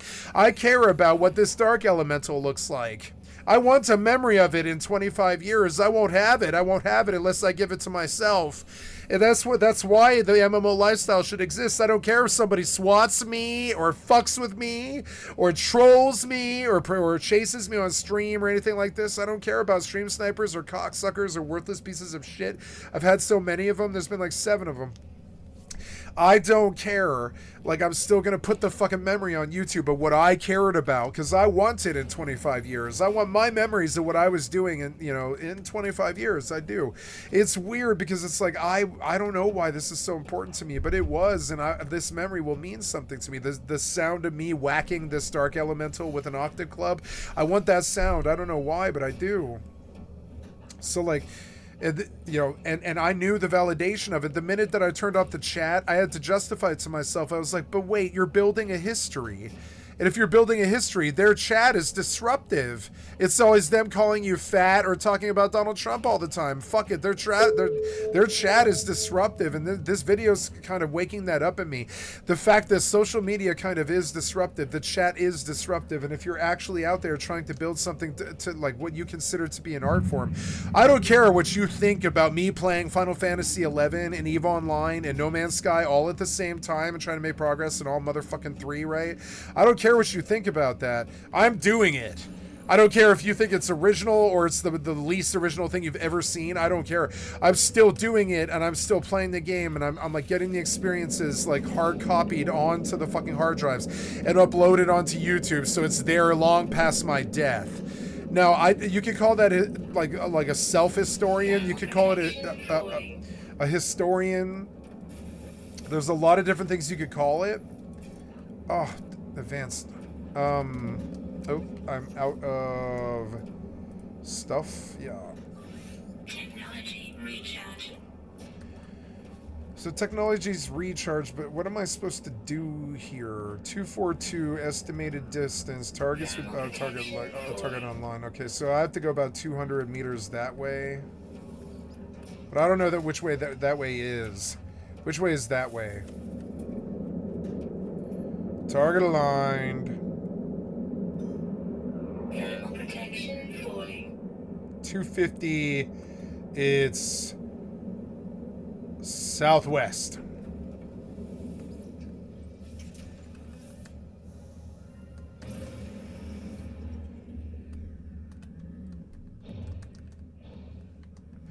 Like, all the time when I'm sitting in my Final Fantasy camps, shitheads come and take my mobs. I want a memory of that 25 years from now when I say how worthless this community was back then. Like all the time we see gamers treat each other like garbage. Like my stream sniper, he's an example of how bad his generation is, how bad they are playing video games, how badly they have to hack and cheat all the time, and how negative they are to fucking everybody. Fuck them and their stupid, worthless asses. And I want a memory of it in 25 years. I want it to be a memory for that guy. I want it to be a memory for him. It's like when bullies remember that they were bullies in high school and shit like this. I want it to be a memory for him that he swatted me. The fucking shithead. He probably thinks it's funny right now. In 25 years, come back to me, motherfucker. Come back to me in 25 years and see how you feel about attacking your own community. See how you fucking feel about it. I don't care what you think about this. Like I kept the memory. It's all there. It'll be there in 25 years. It'll be there long after we're fucking dead. People will know how much of a fucking worthless shithead you are. Like, you know, you want it to be this way. Okay, fine. You want it to be that way. YouTube, which was always more about like consumption. Like average people, I mean, YouTube has tried now more recently to get them to post through shorts, but like, I guess fucking stupid. Like, you know, it's like fucking dumb. It's not like I'm recording it because I want like I have some crapulent interest in fucking like making you feel bad or something like that, like you do to people. My thing is like I throw my hands up in despair and I'm like Eric Cartmenes, and I'm like, these kids, they're brain dead, tablet, brain rot gamblers, fucking dumb, and like totally fucking brain rotted, and like and it's not, you know, it's okay, except they went out of their way to attack me, you know? And at that point, it's like, these kids. And in 25 years, when this guy isn't a kid anymore, I want him to remember how avaricious and shitty his fucking personality was when he was a scrub-ass child. You know, I want him to have a memory of it, so I publish it. Or I wouldn't even put it on my stream even. You know, it's my business, my stream. I can edit everything that's here. I can edit it all out. But even that is a fucking memory that in 25 years I will remember, and I'm going to go back to, and I'll watch my own shit, and I'll be like, oh man, 25 was a good year, you know? And go back to 25 and 50, be like, those were the glory days or whatever, even though I'm unhappy or whatever. It doesn't matter, and that's funny. That history means something to me. That is my fucking job. That's what the job's always been. I don't give a flying fuck about the chat or the money or the donations or what the potential is or how many people might try to curry favor with me or anything like that. That's the fucking history, bitch. And in 25 years, I think people have more of a vision of it than they do right now. I think I'll have more of a vision of it than I do right now. So it's like kind of funny. It's like weird. It's like, you know, the vision itself is still growing. It's like if you build it, they will come. Building YouTube shorts, a new way to watch and create on YouTube and all this other stuff. I'm doing long form, probably the longest form that there is. Almost 12, 14 hours every single motherfucking day. And it's not repeat shit. It's not, like, sure, you might see 2 or 3 day stints of certain games or 7 day stints of like a World of Warcraft expansion or something. I did the expansion release of Dragonflight and what's the new one? You know, what's the new one? I did the last 2 WoW expansions, like, you know, Lore Master Achieves, and like the week that they came out. And like, or month that they came out, whatever you want to call it, and like, and that's all on my channel. So you'll see stints where I do the same thing for a couple of days, but then it just moves on to all the games that I could stand to play in that fucking era. And I think it's kind of telling to see that games that are 10 years, how old is No Man's Sky? Like 10 years old now, or something? Yeah, like games that are how old is No Man's Sky? Let's go ask it. How old is No Man's Sky? 9 years, right? So like it's no surprise to me that there's a 9-year-old game, a 22-year-old game, and a fucking 24-year-old game here. Like there's no like, that is no surprise to me, because that's how long it's been since they make good games. So like in 25 years, I might still be playing these 3 games, which is kind of fucked up, but they have enough content for me to do that. These games, like, this game doesn't have enough content for you to play for another 25 years. But it does if you do the same content over and over again. Like, I am doing the same killing of this same Dark Elemental over and over and over again. I'm waiting for the spawn. And that is content, whether you like it or not. That is content. Sure, it's the same old boring, repetitive-ass retro content. But it is content, and it goes on and on and on. And, like, I like sitting there like that, showing the history of it. No one values it. Not even my own mother values it in any way or fucking form. I don't care. I have the vision of it, and I push that all the time. It's all the time. I look at what everybody else thinks content creators supposed to be, and I'm like, I don't give a flying fuck about that. I don't care what you think it is. I don't care if you think it's bullying somebody. That's not it. Most entertainment platforms. It's my vision on my shit of what I want to see, long form, 14 hours a day, motherfucker, for the rest of my motherfucking life until 25 years pass, and I'm up and I'm watching 2025's content in 2050 when I'm fucking, what is that? I'm 70 years old. I'll be watching I'll be like, man, I was a young man back then. Trump just got shot, that kind of thing, and I'll be like, oh man, I remember when Trump got shot. Well, and I could be like, man, what day did Trump get shot, right? Like, in 20 years, just like when Nixon was like, remember when Nixon went through Watergate? What day was Watergate, right? I'll be able to go back to my stream and be like, what day was Trump shot in Butler? And I'm gonna watch my own reaction to it, right? I'm gonna watch my own I could do that right now. It would be hard to do because I'd have to go scooting back through thousands of videos to figure out the day. It would be difficult to do. It's more like a stream of consciousness. The history would have to be collated and organized, like, I guess not really. No, it would just have to be a different playlist for every day. Is something I could do, where I could pull a different playlist for every single day. But I mean, that's so much extra work that I don't need to do. So going back to that year is kind of tricky. But what I can do is type the exact video name in. I can be like, Skycatlive and the MMO lifestyle 12/4/23. And it'll pull that video because it is there. And on that video or whatever, let's figure out what day was Trump shot in Butler, right? And let's go see if I can pull my video, right? What day was Trump shot in Butler? Sorry. So what day was Trump shot in Butler? It was July 13, 24. So we come back to my channel and we say Skycatlive and the MMO lifestyle. That was July 13th. So we'll look at, like, what is this? July 13th. July 13th, 2024. It'll be, what is that? That's a 7. Yeah, 07. 13/24. See, my shit'll be there. It'll be 50 years of it, and eventually it'll need collating and editing and stuff, kind of. But anyway, we can go and look at the Skycatlive and the MMO lifestyle. Now, YouTube can't pull my video, which I don't really understand. I could probably go look for it on my channel. Yeah, my shit. Yeah, I could probably go look for it in my stuff. Yeah, like in my videos, right? In my channel content, I can go and search across your channel for 9/13/24. No videos, huh? No video? You didn't pull that. I don't believe you. I don't believe you. I don't believe you. I don't really believe you. I don't really understand that. So I don't know. Maybe 9/16. I don't know. So yeah, I guess, to even get back to it would be really hard to fucking do.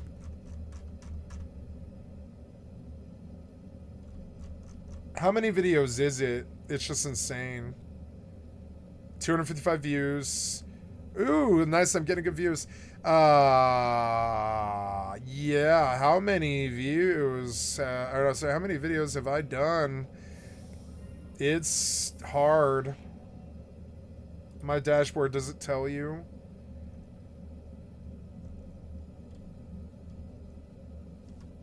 I don't know.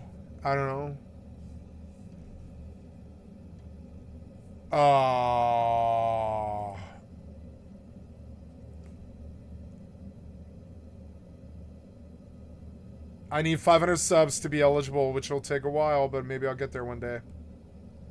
796 valid public watch hours. So people have watched me for 800 hours. That's insane. Anyways, when you're eligible, public watch hours, yeah. We'll let you know when you're eligible. Yeah, that's cool. So, but anyways, like all these videos, it seems weird that I can't find my own video in my own channel. Skycat Live and the MLO lifestyle.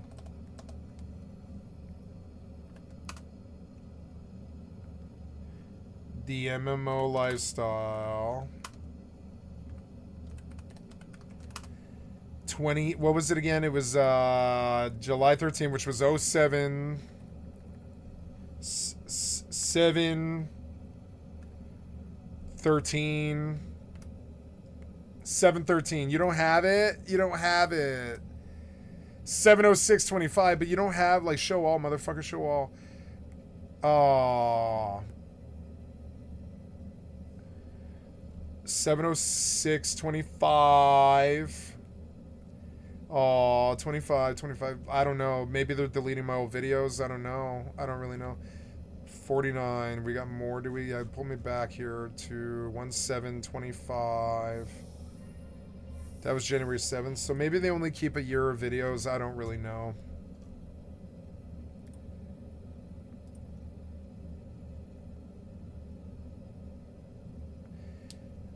How do you see how many videos you have?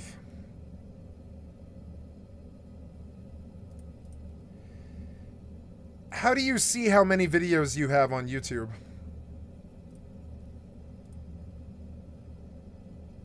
Your data in YouTube to view your channel dashboard, which displays the total number of videos. Where is it though? Where's the number?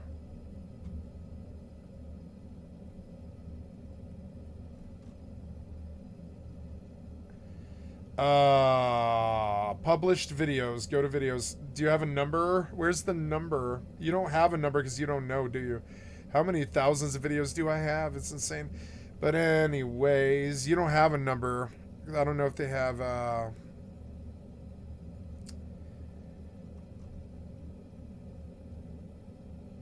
god. I don't know. I don't see the number. I don't see the number here. Well, people are there for entertainment. BRB, They're I gotta not pee. there to express themselves. And maybe the rise of TikTok too as like the entertainment platform. It seems yeah, like I'm there social to. media I'm is- here to express myself. I want this history for myself. You know.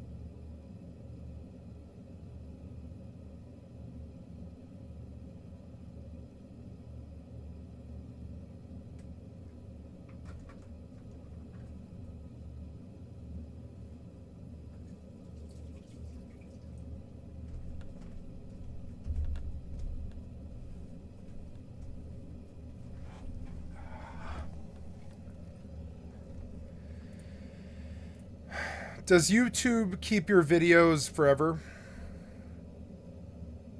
Online permanently.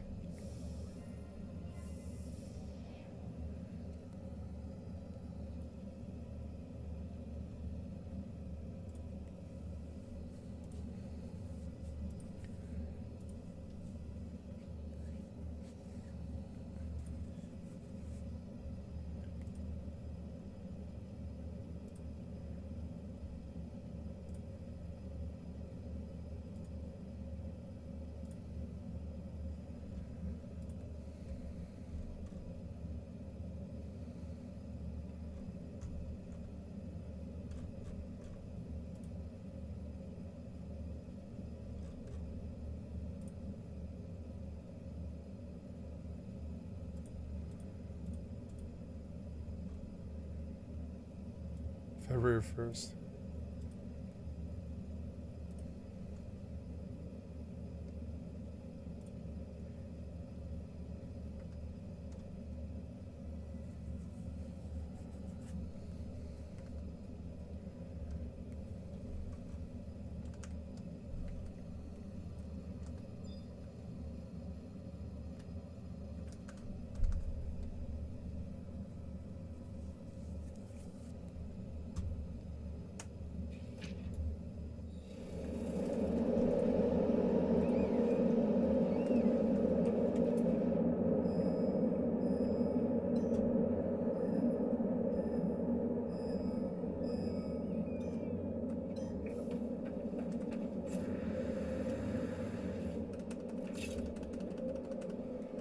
Wait, how did I switch weapons?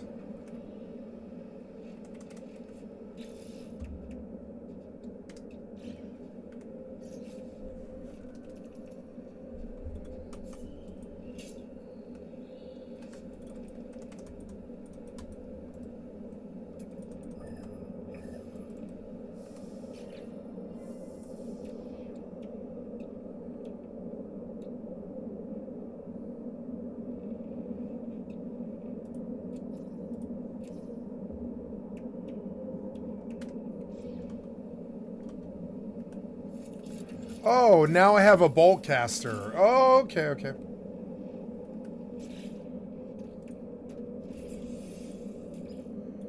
Oh, ammunition is ferrodust. Oh, I have a gun now. Okay, I have a gun now.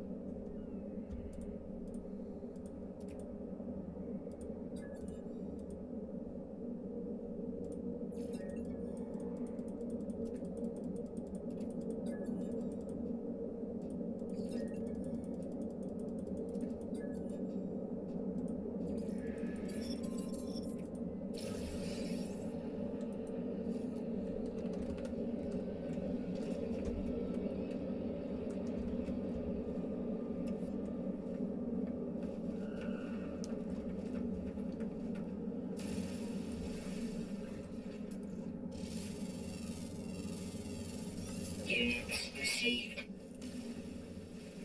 Thermal protection falling.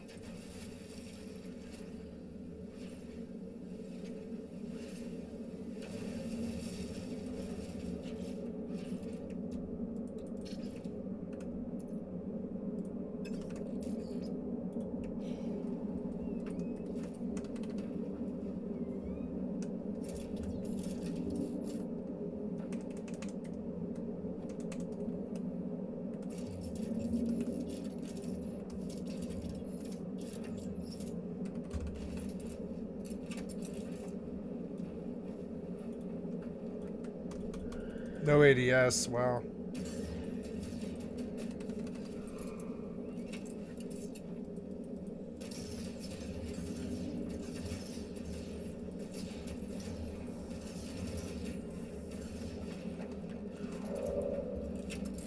Yay, I have a gun now. What the hell is this? Wait, I found like 20 navigation data for some reason. Exosuit upgrade, chart, navigation data. Why is this here?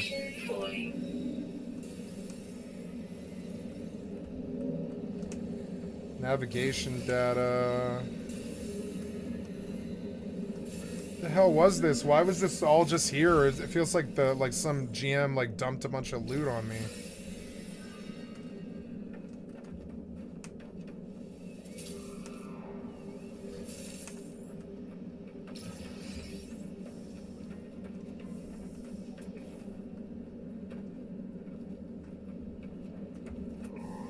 This is kind of a harsh planet at night. Thermal protection falling.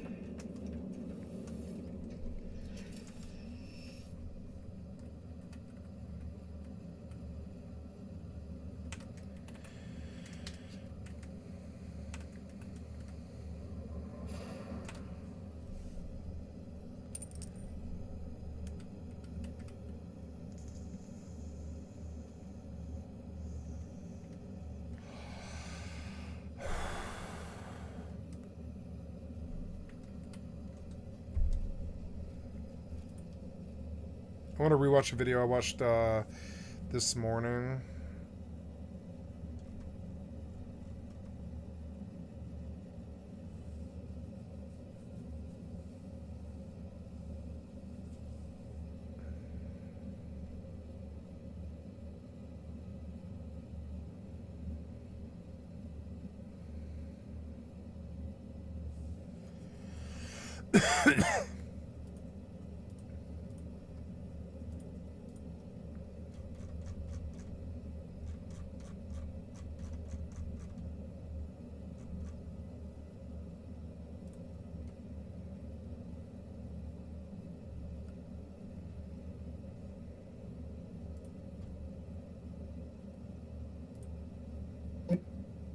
Really liked Naruto in the early 2000s and got shoved. My self-esteem hasn't always been good. Poor self-esteem is basically a canon event for anybody who really liked Naruto in the early 2000s and got shoved into lockers for it. You probably get told all the time the importance of having good self-esteem, but what I don't think gets talked about enough is why it's important and what will happen to you if you don't have it. Hi, I'm Kamikaze Shortbus, and about 20 or so years ago, I got divorced. Now you're probably wondering, what the hell does it have to do with anything? Well, a lot, actually. I've been doing a lot of dating advice streams lately, twitch.tv/Kamikaze Shortbus, and I couldn't help but notice some of you have some pretty bad self-esteem. It's quite a detrimental character flaw you got there. It's really attractive to the kinds of people that would love to take advantage of somebody who doesn't have the self-respect to leave when things start to get really dicey. And that was the exact situation I found myself in roughly a decade ago. The abbreviated version of this story is I got married to an emotionally abusive Hitler sympathizer, and it took me 4 entire years to leave. Now, I know what you're thinking. Jesus Christ, Mika, how did it take you 4 years to leave a guy that hated Jews and black people? Isn't your mom black? Yeah, that's the fun part. That's what low self-esteem will do to you. It tricks your brain into believing that you're lucky to have what you have, and that it's your duty to stay with this person because nobody else will ever put up with you. Huh? What's what? Oh, that.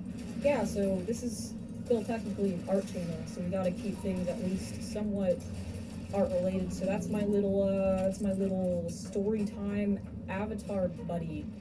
So it's gonna be like Jaden animations, except instead of a heartwarming story of personal growth, we're gonna talk about codependent relationships and the Holocaust. No, Mika, don't talk about your ex-husband like that. That's mean.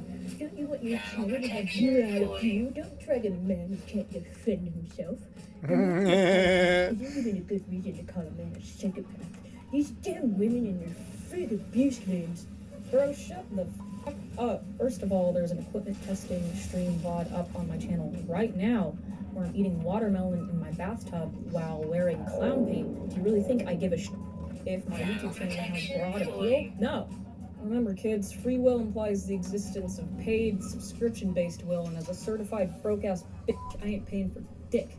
Second of all, this video isn't simply about dragging my ex-husband. This isn't a call to action. I'm not going to refer to him by name. I don't even know if he's still alive. He seems like the kind of person that you, like, check up on Facebook, and all you find is, like, an obituary. This video is about my experience dealing with somebody that I wouldn't have otherwise tolerated if I liked myself at the time. And if he doesn't like the things that I have to say about him, he probably should have treated me like a human being instead of a mommy therapist, emotional punching bag waitress. So oil up. I got a wild one for you. Hey, this is Editing Mika from the future. A few hours before I'm meant to release this video, and your boy's got her first affiliate link for ExpressVPN. If you want an easy way to increase your privacy online while also supporting the channel, click my affiliate link in the description down below.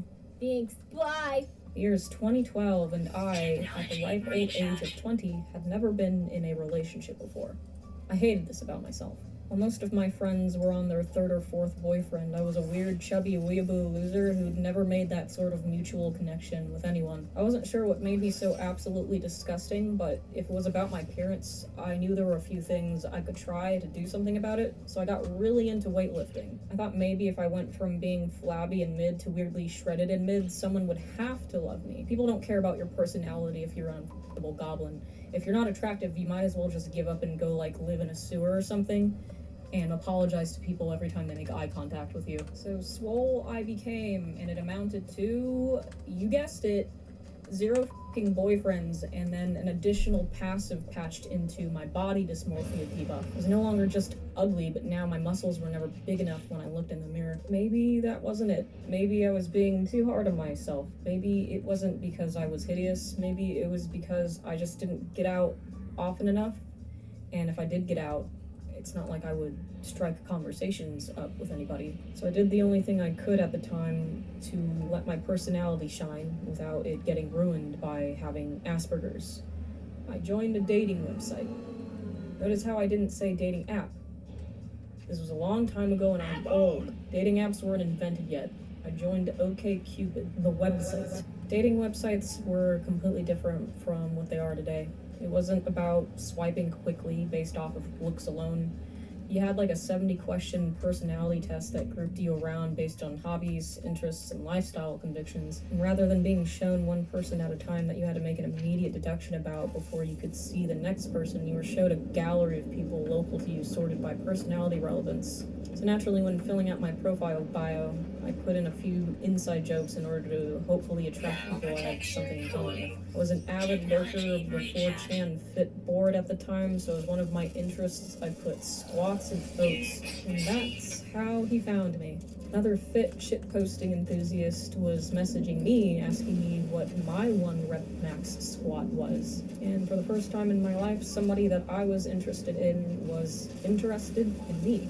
Maybe I wasn't as unsightly and as boring as I thought I was. My parents did not take this information well. They didn't think this was the slam dunk Christmas miracle that I thought it was. This was some stranger online who could very easily be a dangerous little pervert looking to connect with some idiot that didn't know any better. And they were technically right, but I didn't figure that one out until about 4 years later. My parents didn't think I'd ever actually meet this dude because he lived 6 hours away from me in Nevada. So they just told me to stop talking to him. So in my naturally defiant fashion, I ignored everything I was being told. I made secret arrangements to get on a Greyhound bus to see this man because I was simping hard before that was even a word that people used all the time. I ran away from home to do this, and about halfway into my journey, my helicopter parents figured out what I was doing and filed a kidnapped persons report against me, and the cops were waiting for me at the next bus stop. And so was he. Like I said, I'm not going to name this guy. I'm not even going to draw him properly. I don't remember what he looks like, and I'm not going to scour Facebook to check. So we're going to call him Mr. Husband. And we're going to draw him as a generic male.png. Thanks for that one, Milko. So there, nested amongst many policemen trying to intimidate him, was my Mr. Husband. He, well, the first thing I noticed was that he was kind of ugly in person, as is tradition for every man on a dating website ever dating back even before the Tinder days. He lied about his height. We were the same height. I'm not a girl that cares about height, but I really wish men would stop lying about this shit. I'm gonna find out anyway if we go out on a date. But none of that shit really mattered to me, as I had already spent about 3 months simping for this guy online, and I thought we had a genuine connection, and mentally I was already picking out names for our kids. The cops ended up not being able to do anything about this situation because we were both legal adults, so Mr. Husband was not, in fact, a sex offender like my mom told him that he was, so we went ahead and continued on our date. And it was really nice, and at the end of it, he told me he loved me, and I was over the moon about it. Of course, I didn't realize how much of a red flag it was at the time. This was my first anything ever. I thought I was like getting the Disney princess fairy tale treatment with the guy telling me that he loved me after 90 minutes. Love bombing? Anxious attachment style? Bitch, that shit wasn't invented yet. This was 2012. There's no therapy TikTok. Back in my day, we raw dogged our toxic relationships for 15 miles in the goddamn snow, and we liked it. So naturally, I did the only thing I could have in that situation. I moved in with him a month later. But Mika, it sounds like all your initial photos so conflicting. Yeah, sure, I was pretty naive. But just because I'm naive doesn't give somebody the right to take advantage of me. Okay? Point of this, again, for those of you who have selective listening problems, this is a cautionary tale. Do not do this. Learn from my mistakes. If somebody tells you on the first date that they're in love with you, you need to run. Away from them, not with them. First, living with Mr. Husband was a dream come true. I got to see a person I loved every day. It was like a permanent sleepover. How cool is that? And it was great until I found out The hell is all that? empathy was What? a major part of this man's brain that was simply missing. So I have this condition called endometriosis. Long story short, it makes my menstrual cycle feel like I'm being beaten to death by hammers and slowly bleeding out once a month. One time I'd collapsed on the kitchen floor from the pain. I was in tears and in so much pain that I could barely speak, and I definitely couldn't walk. Mr. Husband found me there. He looked down at me.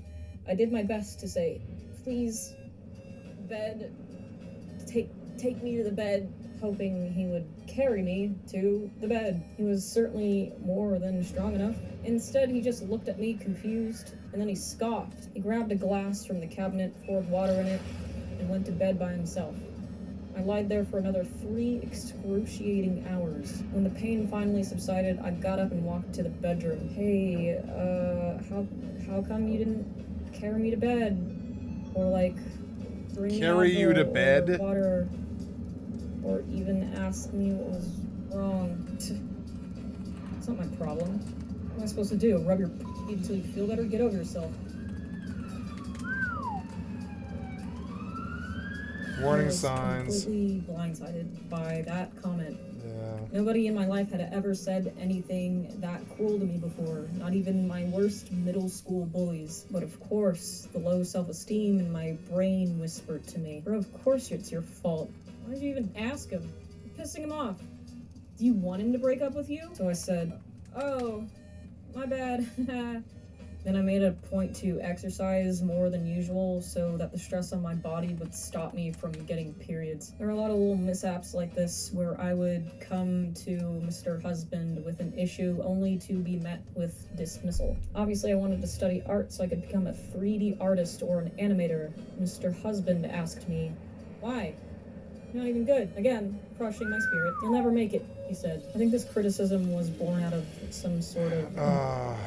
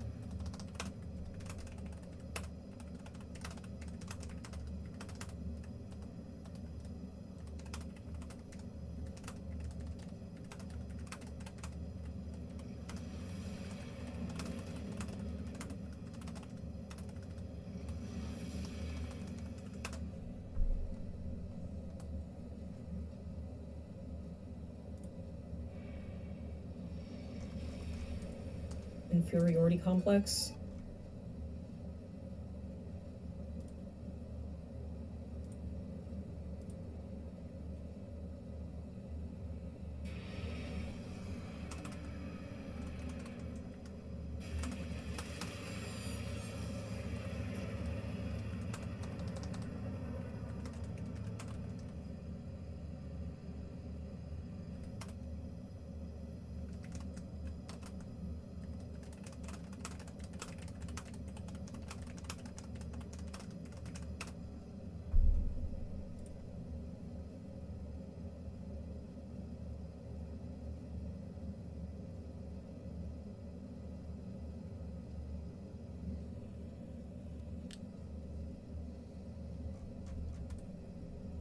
Since Mr. Husband didn't really have any ambition outside of getting really jacked. He was a cab driver, and then he quit being a cab driver because he hated that. And then he wanted to be a firefighter for a little while, but he was too short. And then he saw me, and he saw the light in my eyes whenever I geeked out over Pixar's greatest hits, and it was a fire that he couldn't recreate in his own heart, so instead, he opted to try and put out mine. This, of course, did not work in the long term, but at the time, it was pretty devastating to hear that someone that was supposed to love you didn't believe in you at all. Again, something that would have been grounds for a breakup for anybody else with a normal level of self-esteem became me gaslighting myself into thinking, oh, I just need to prove myself to him.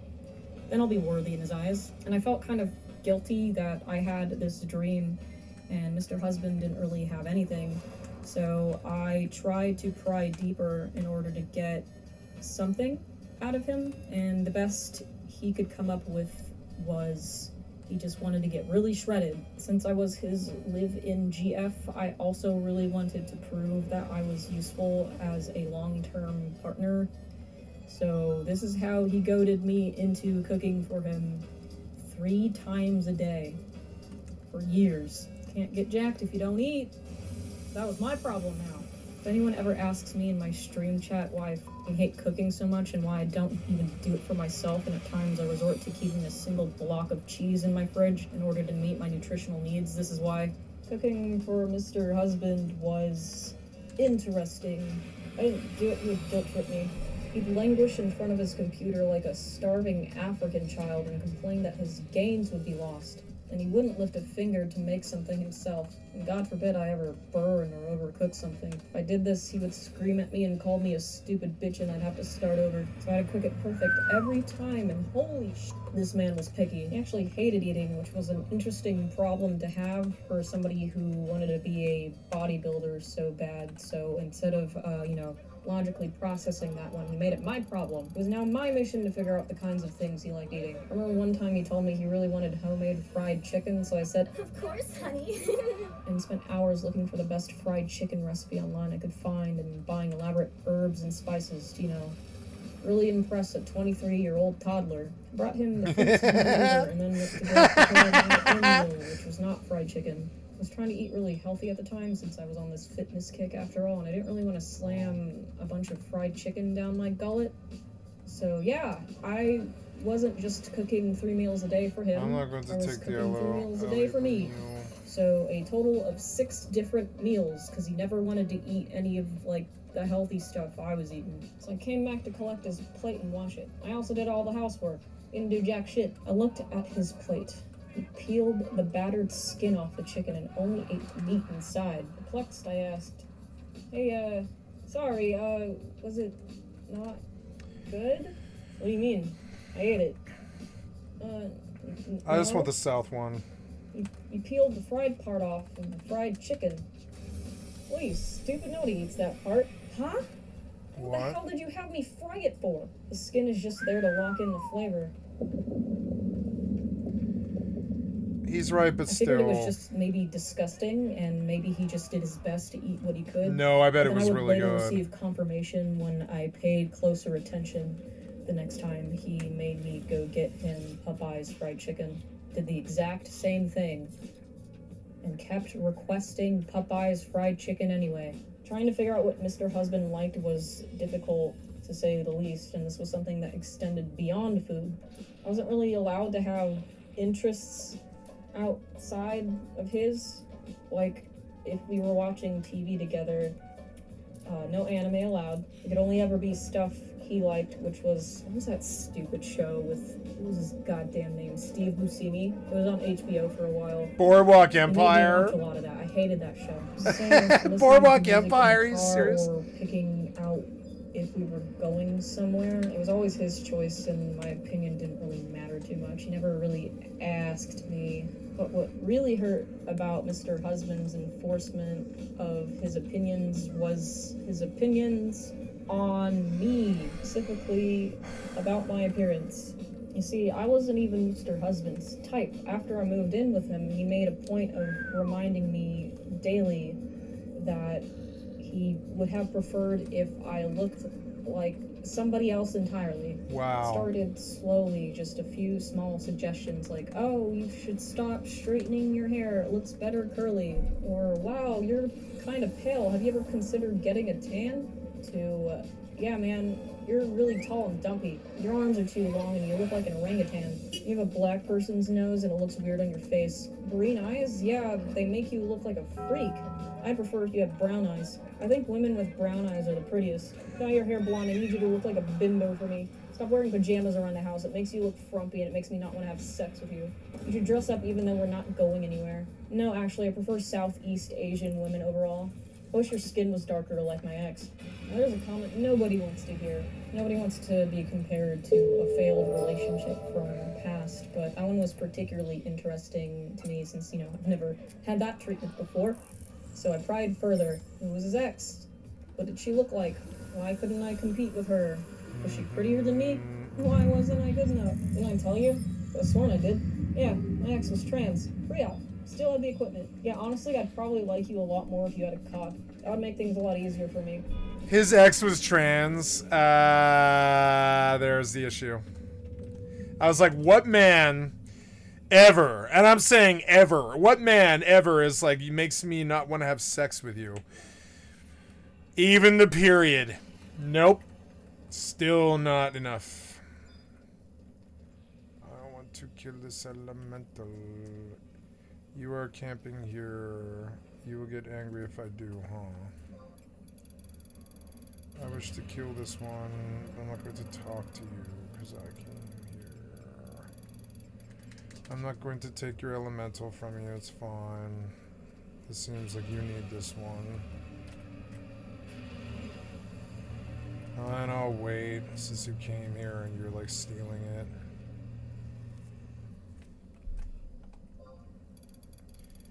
So fucking annoying. It's not his fault that I came here. I didn't know he was here.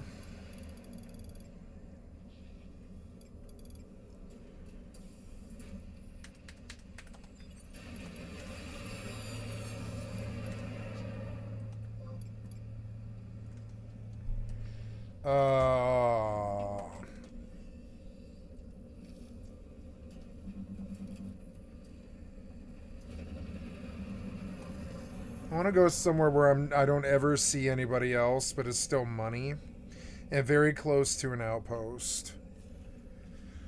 It's somewhere in Cape Tarigan. I just don't know where. I really just don't know where. Where can I go to get money that's still... Quicksand Cave, I almost never see anybody. I'm gonna go there. Fucking annoying. I did not take his elemental, you know? I'm not a dick. I'm not trying to move in on him. I have fucking etiquette. These pieces of shit don't. That guy had nothing to do with it. He was fine.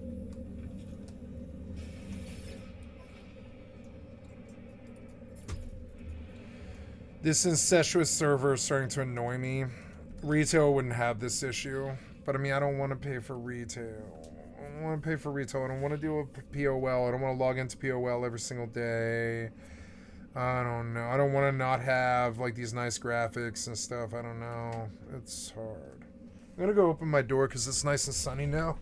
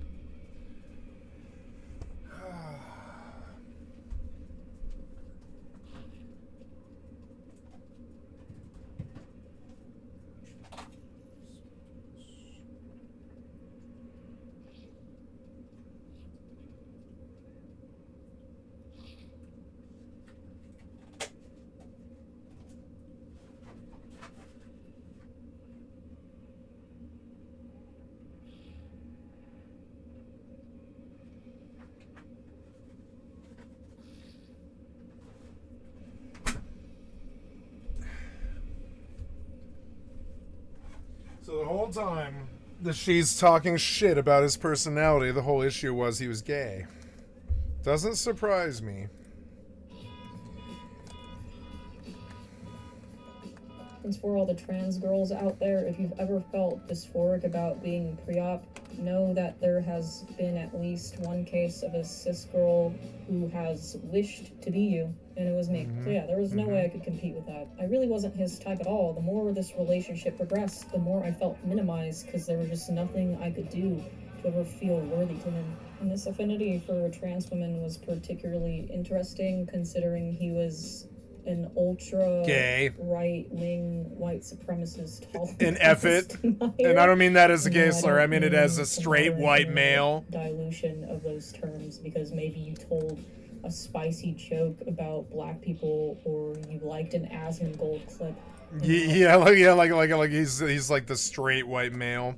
He slept with trannies, but he's a straight white male, and he's hateful and on the right wing. Everybody thinks you're literally Hitler. I mean, this man was actually a full-fledged Stormfront, self-proclaimed Hitler sympathizer who would literally sit me down and why were you with this man? Niche pro-Hitler propaganda documentaries that essentially amounted to, no thanks. Hitler was a pretty nice guy, and he was actually really sympathetic and cool, and he was a vegetarian. Did you know he had a pet dog? It started small. I watched it happen in real time. Yeah. I watched as he gradually started. The alt-right pipeline. Unfortunate at the time, the infamous poll. Now, I also used to browse poll, and that's because I find edgy and offensive memes extremely funny. Don't clutch your pearls at me, it's not gonna work. So I didn't take anything on poll too seriously. I was always just there for the memes and the shitposting. I mean, that's the whole slogan of B, isn't it? The stories and information posted here are artistic works of fiction and falsehood. Only a fool would take anything posted here as fact.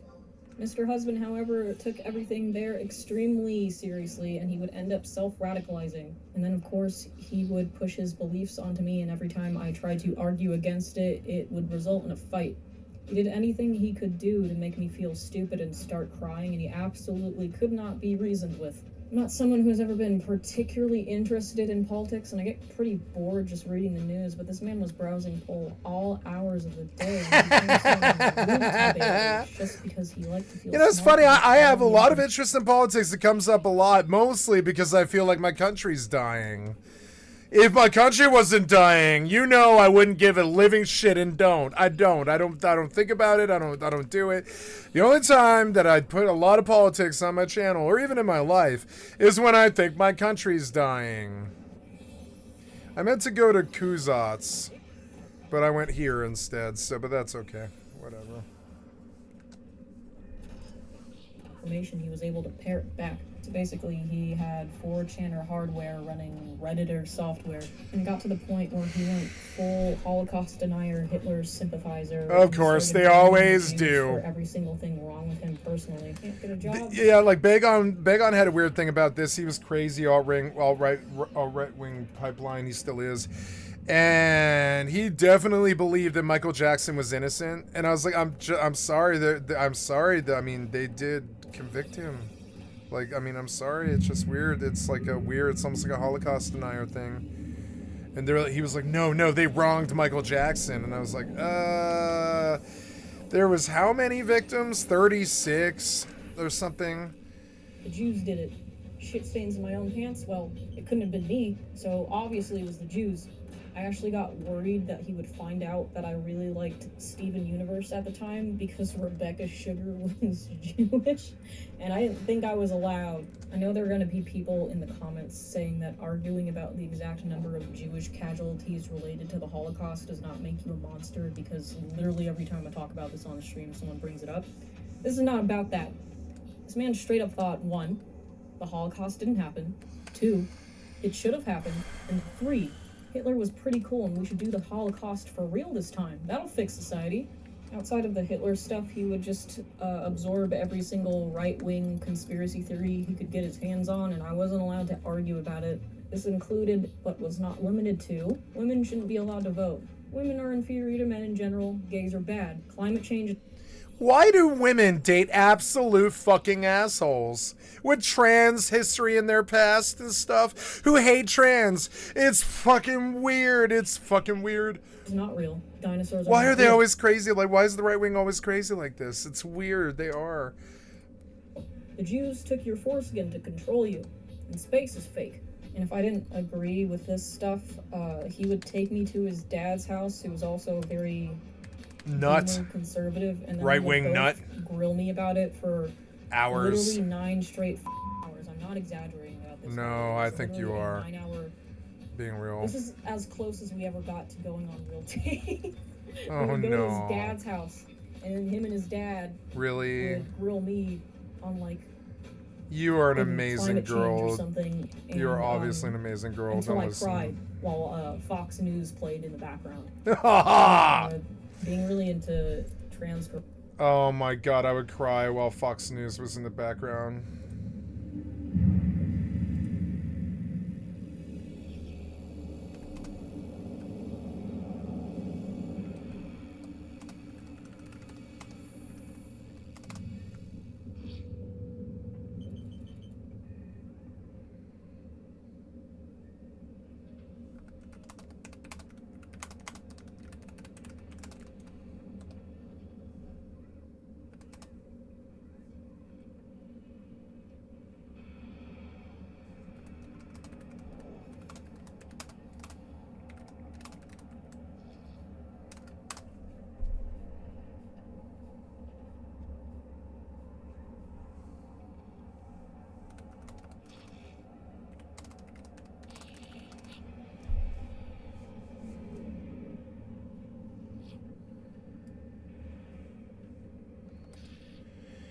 I'm just gonna leave this comment now. It seems too personal and weird. I'm just gonna delete it.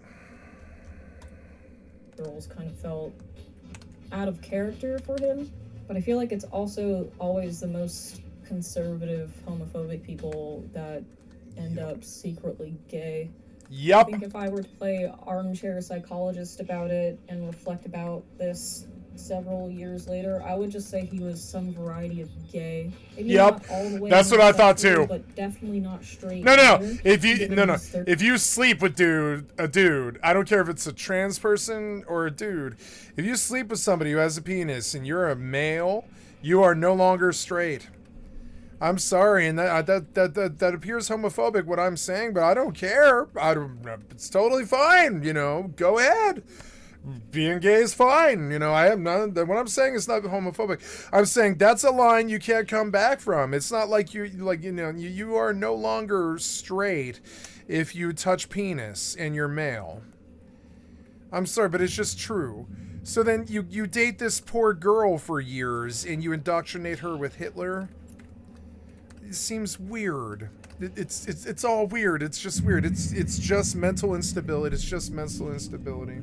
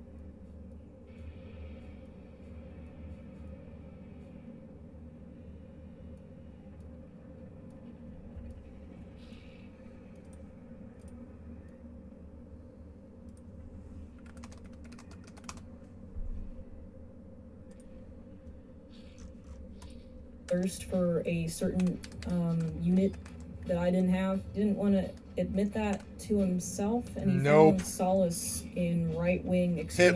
Hitler found solace in Hitler. The furthest you can get from accepting any sort of homosexuality. I always suspect this about every right-winger I know. It's so annoying. My neighbor, he's right-wing. Gays, the day is long. He showed up in a Trump hat.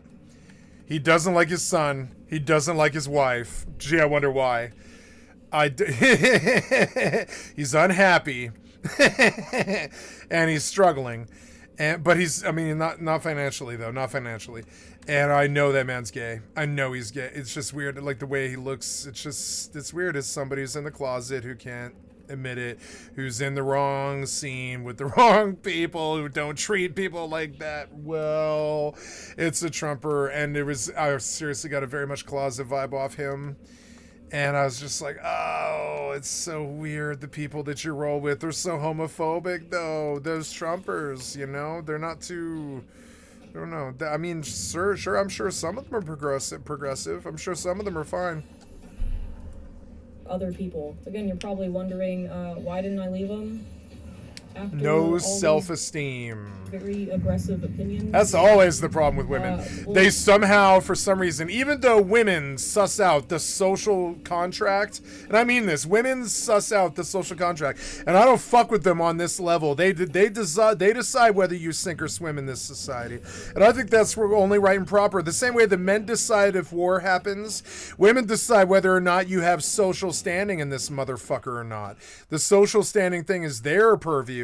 And I don't mind it. I actually prefer that. It's one of the reasons why I like female political leaders, is because they understand the social standing of women. They understand the social standing of men. They know where somebody stands socially. Men don't have a fucking clue about that. Men just think it's whoever kills somebody. And it's a little bit more faceted than that when you involve money and credit and sovereign stuff. It's just a little bit more faceted than that, which is why I would always vote over a woman, vote for a woman over a man, because trust me, they're going to know it better. They're going to understand the social contract better. They're going to know how to build a family better, which is like running politics better. Like they keep the kids from killing each other. They keep the brother and sister from killing each other and stuff. Like, you know, the women are good at the social contract thing. So it's weird. So why do these women, this is a wonderful woman, actually, in my opinion, even though she seems unhappy, she's still a wonderful woman. And why does she date a douchebag?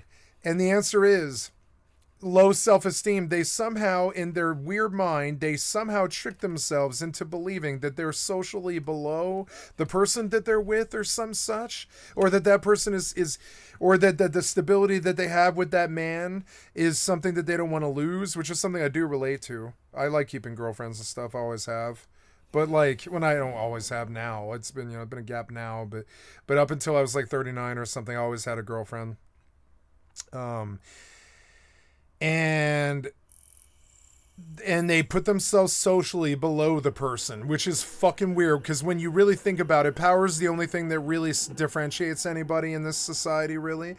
Like, whether or not, and I mean, I guess being social and popular is helpful too, but I mean, like, in power and attraction is his thing, you know, money, sex, glamour and fame and all that.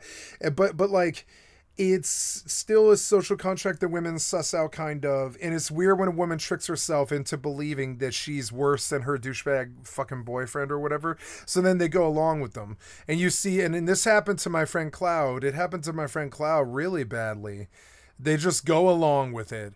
And it's so fucking dumb. It happened to my friend Cloud Candy, the woman that I love most. She like fell in love with a fucking right-winger who is a terrible person in my experience anyways. He catfished me, and he had to fess it up or he would have lost his wife. He had to fess it up. He catfished me, and he fessed it up to his wife, which was just fucking crazy, and it damn near ended their relationship. It definitely ended our friendship, and that's just an example of how much of a shithead he actually is. It's not like she went out of her way or encouraged it, or I went out of my way to encourage it. That dude did that like a fucking psychopath. He snuck out. He went out of his way to like pretend he was her, which was just fucking insane. Even though we had been best friends for like 6 years. 6 years, you understand? Yeah, it was a newer friendship, but it was still 6 or 7 years old. We spoke to each other almost every day for 6 or 7 years, and then suddenly he thought he was just going to pretend to be her.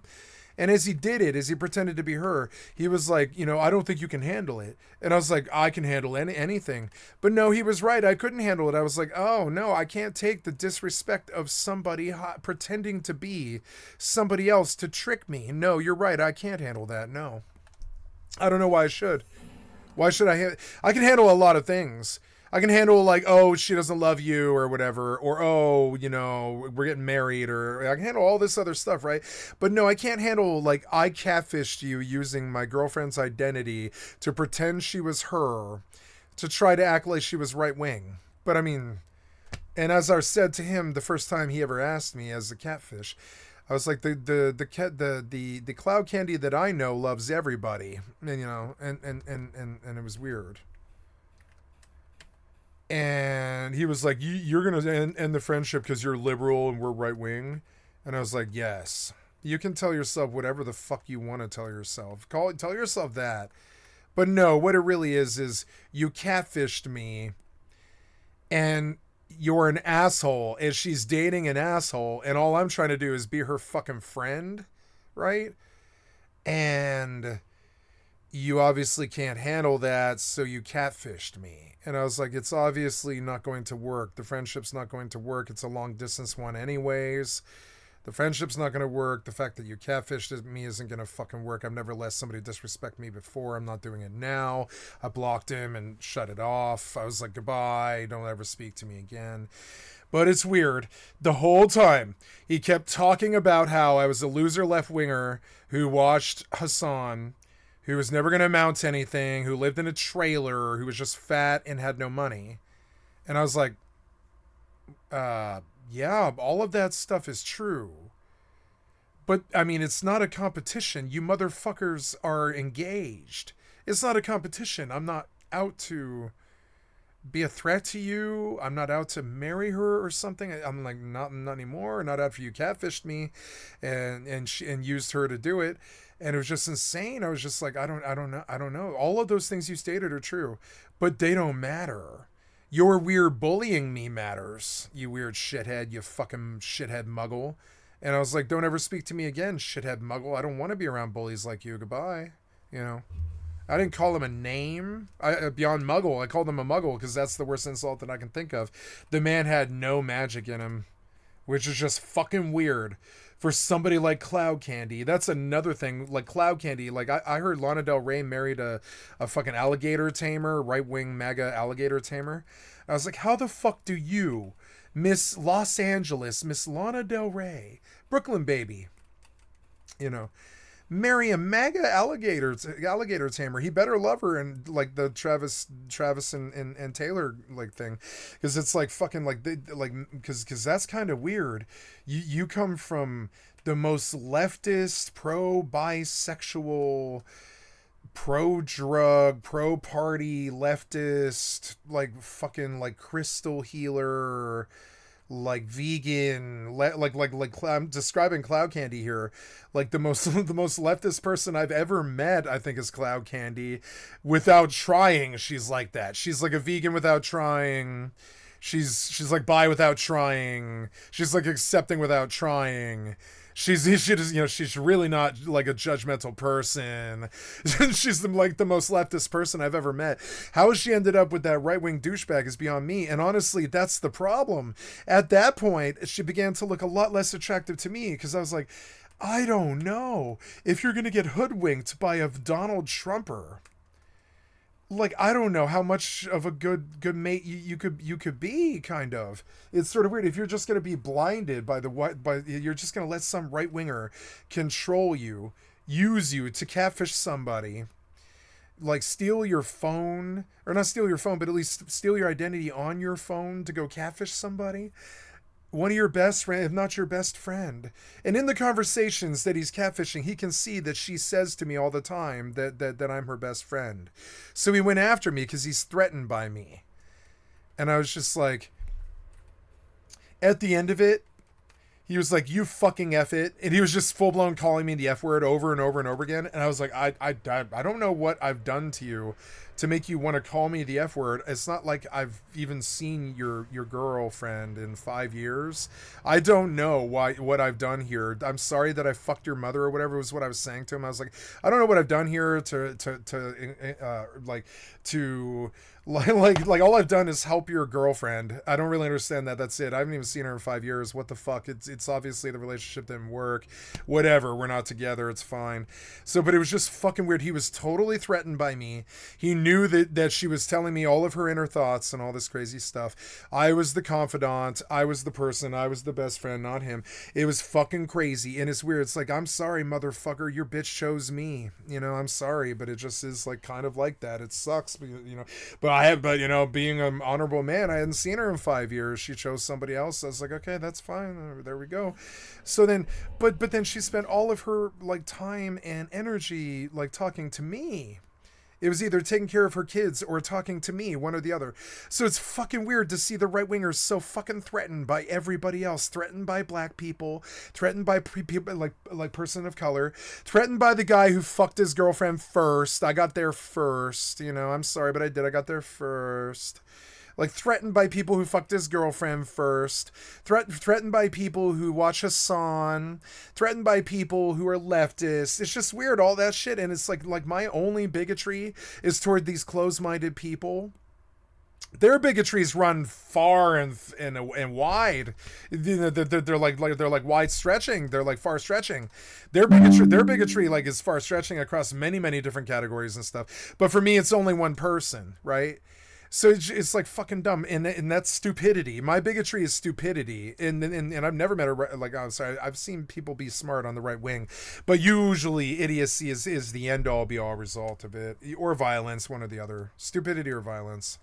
Well, because I was fucking stupid, man. I don't know what to tell you. Yeah, I'm fucking stupid. I don't know why I was with somebody who let me be catfished by her fucking right wing boyfriend. I don't know why I was with somebody like that.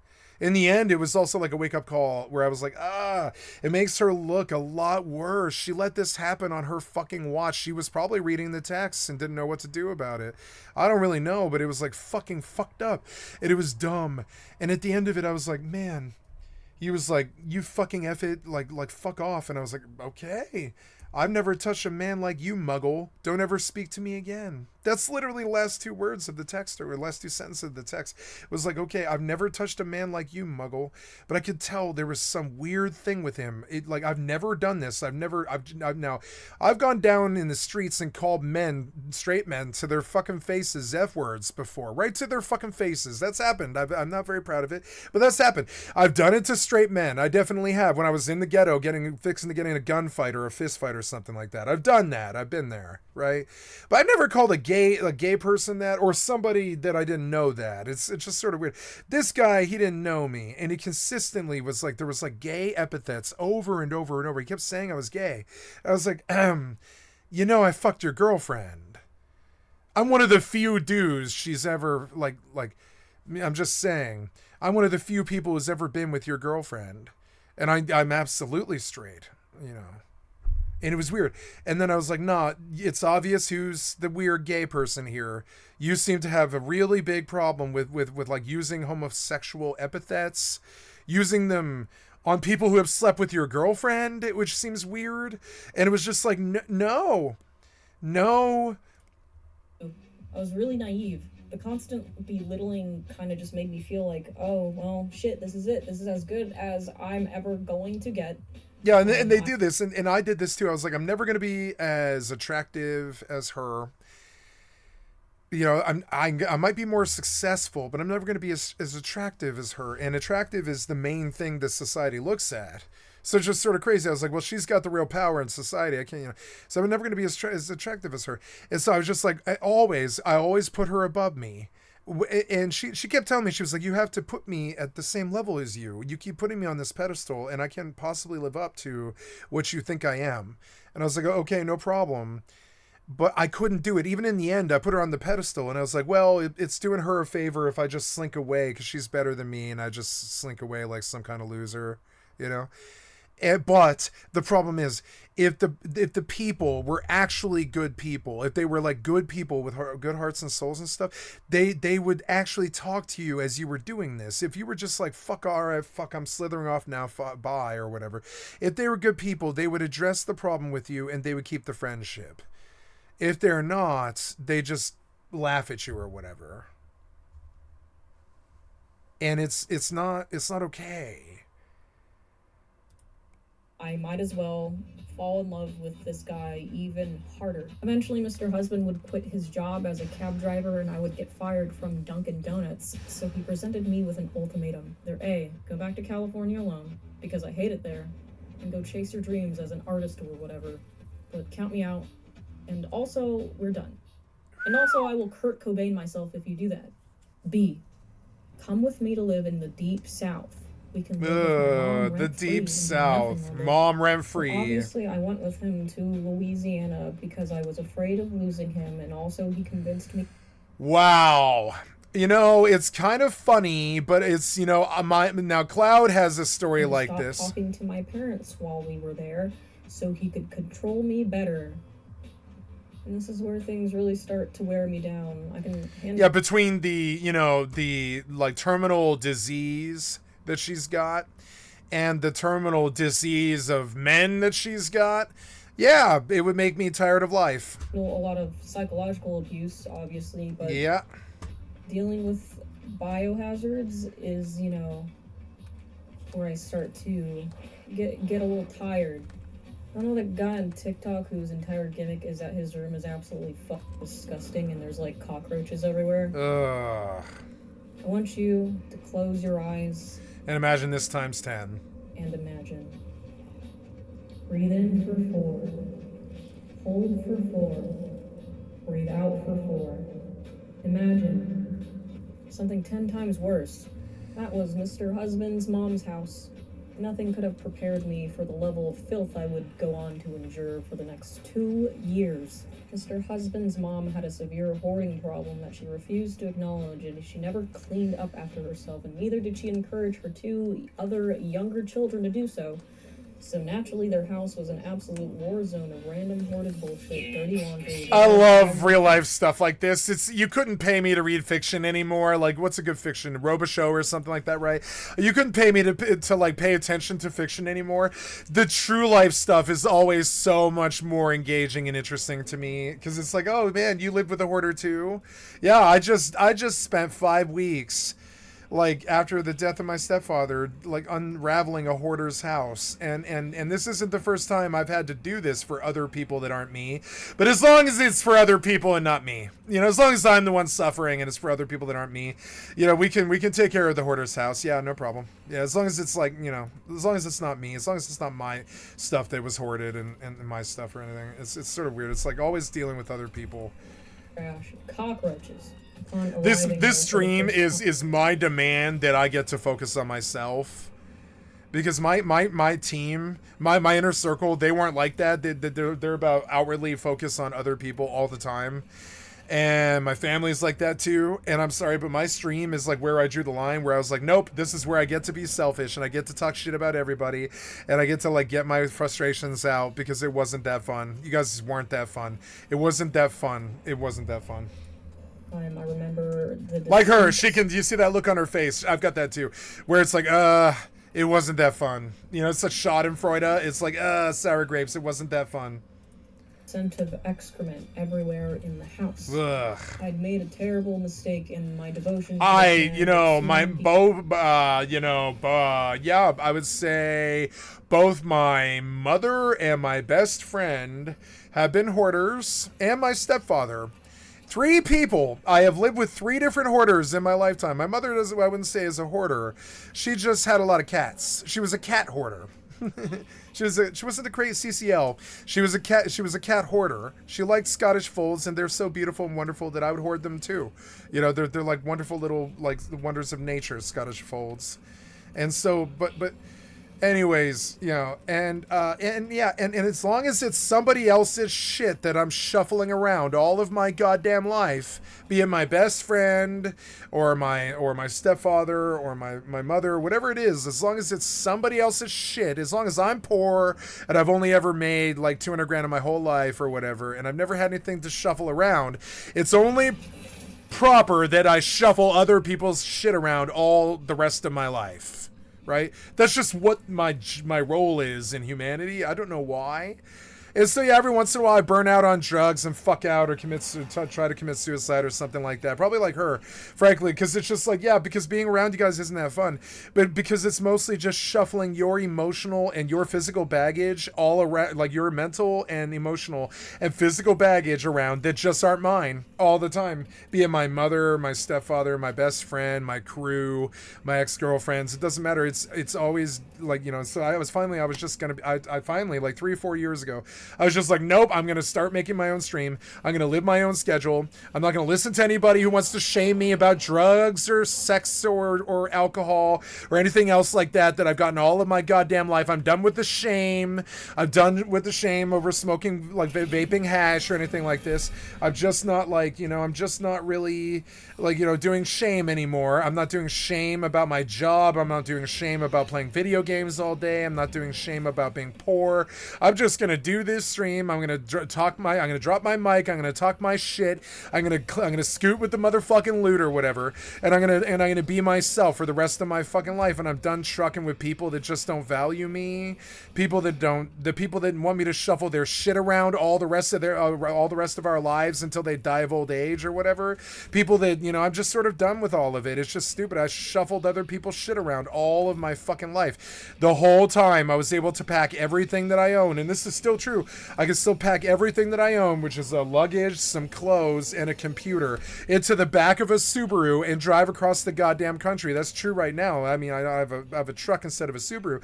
But right now, I could throw what I own, and this is true, and I've moved so many times in my life. I've moved like 60, 70 times in my fucking life, to the point where I'm so used to it. I'm so used to being disenfranchised, disenfriended, disinvited, dis everything, just disambiguous, dis everything.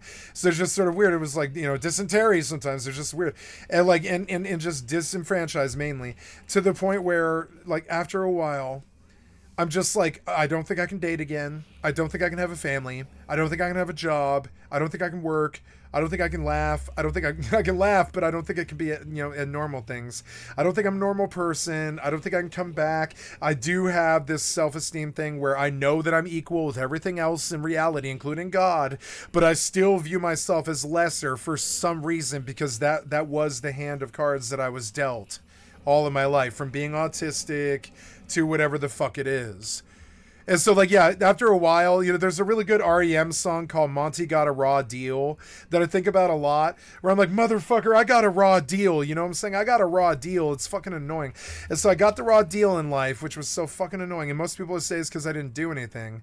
But the problem is, I did do things. I was a lead singer for 8 years.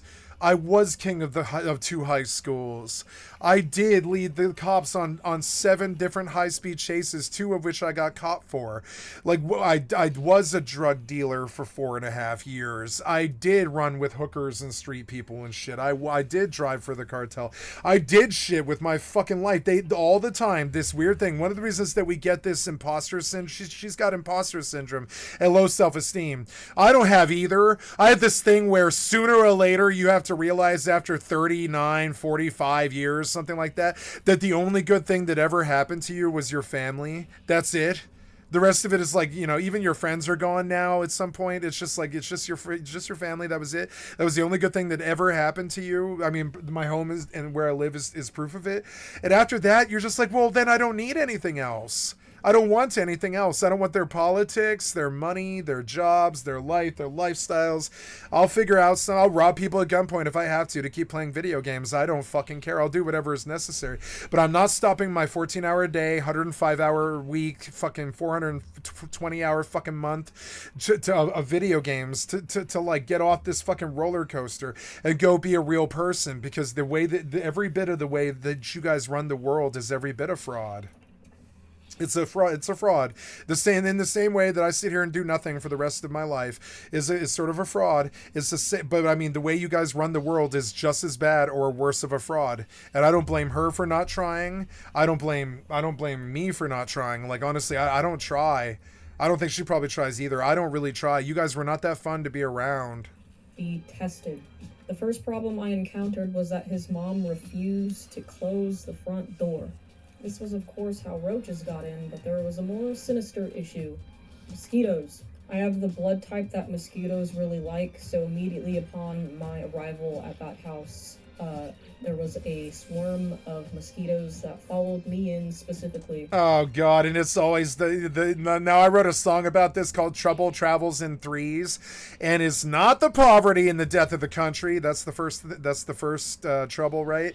It's not the It's not the boyfriend / husband / husband's mother, or the house even. That's trouble number 2, right? It's the mosquitoes biting you that give you a blood disease that ends up being a terminal motherfucker that kills you. That's what I was writing about in Trouble Travels in Threes. And I live in existential fear of it. The minute something good happens, like you get a home like I did or something like that, you're like, oh no, Trouble Travels in Threes. What's going to happen? Something bad happens, and then something bad happens, and then something good happens, and you're like, oh no, Trouble Travels in threes. And for hers, it was the mosquito. For me, it's always the mosquitoes. It's always something really little. It's so dumb. Like, I lost a relationship one time, a good 2-year-long relationship with a beautiful, beautiful, beautiful woman who was self-possessed and very, very, very wonderful, honorable woman, never broke a law, never, nothing wrong. But she ended the relationship, but we ended it together mutually because I lied about smoking a cigarette.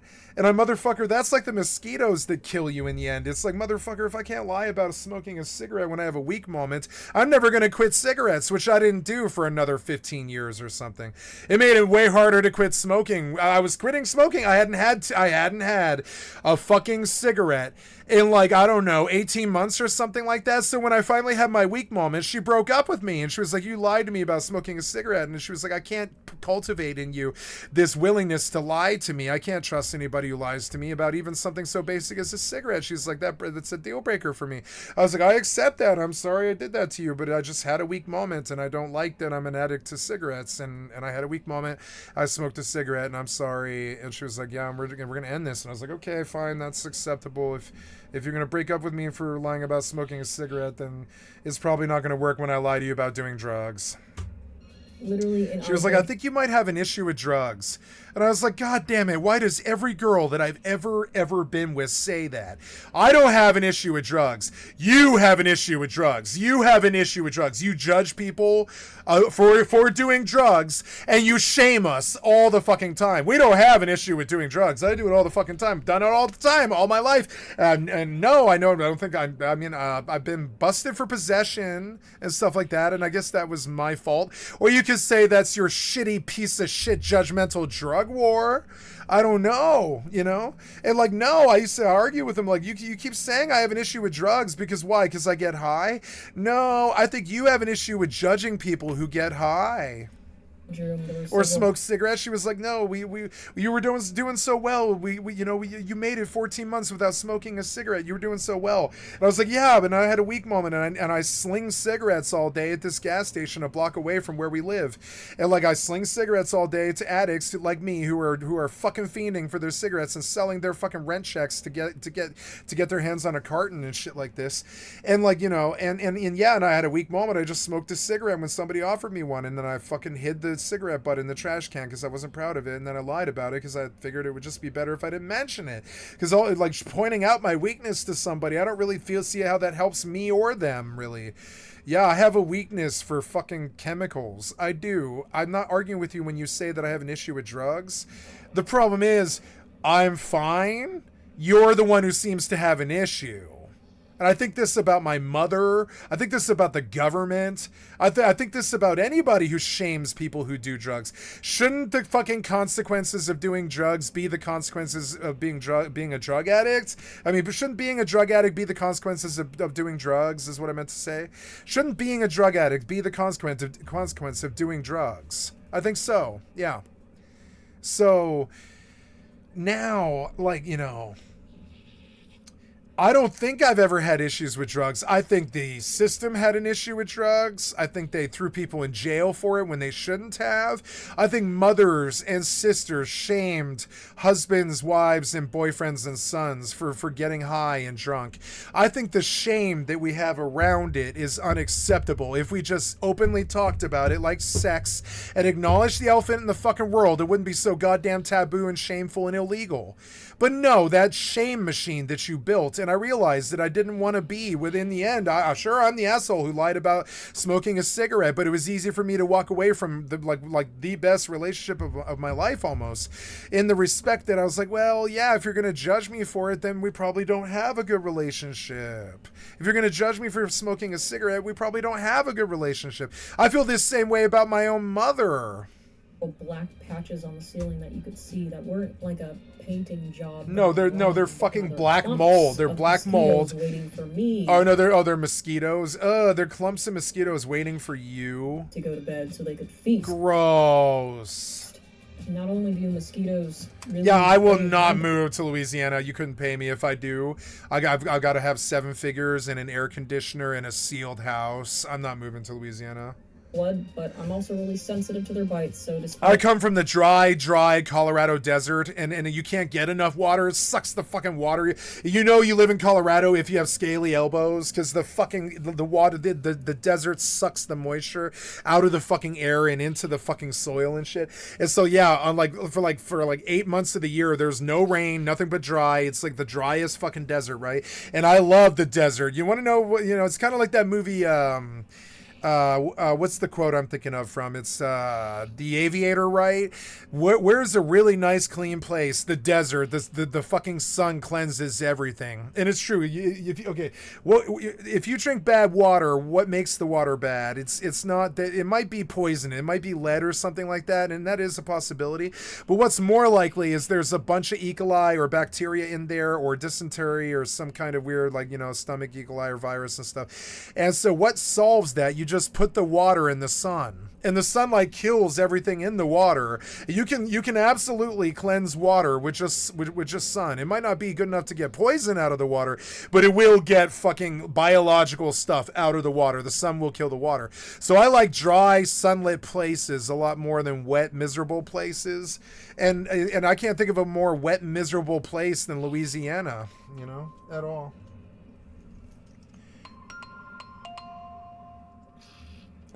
No, I don't like a maybe. Nope. Nope, thank you.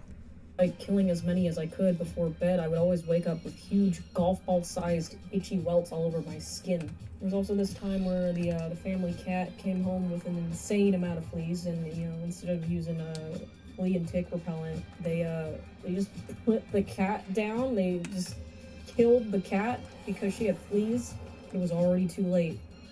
Fleas persisted in the house. There were so many that if you looked down on the ground at any time, that you could see hundreds of fleas flinging themselves around like popcorn in a hot pan. And guess who was the only one getting bit?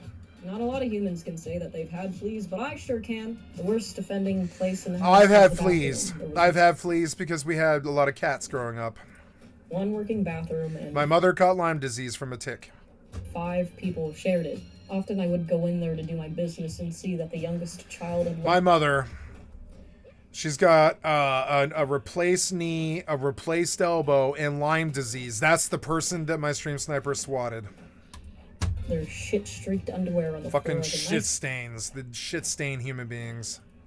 Appetizer for the unflushed turd lurking ominously in the toilet like an ambush predator. Or the middle child would leave her period-soaked pants sitting in the fucking sink for some reason. Perhaps worst of all was that it was a bathroom with no window ventilation and no fan, so it was always dank and moist in there, and the water heater was broken. So we at most got 5 minutes of scalding. Yeah, this is why I clean my house every day now. It's taken years of indoctrination, but I've begun to understand that if you don't clean every single day, you will fall down to Asmongold's house. It just happens.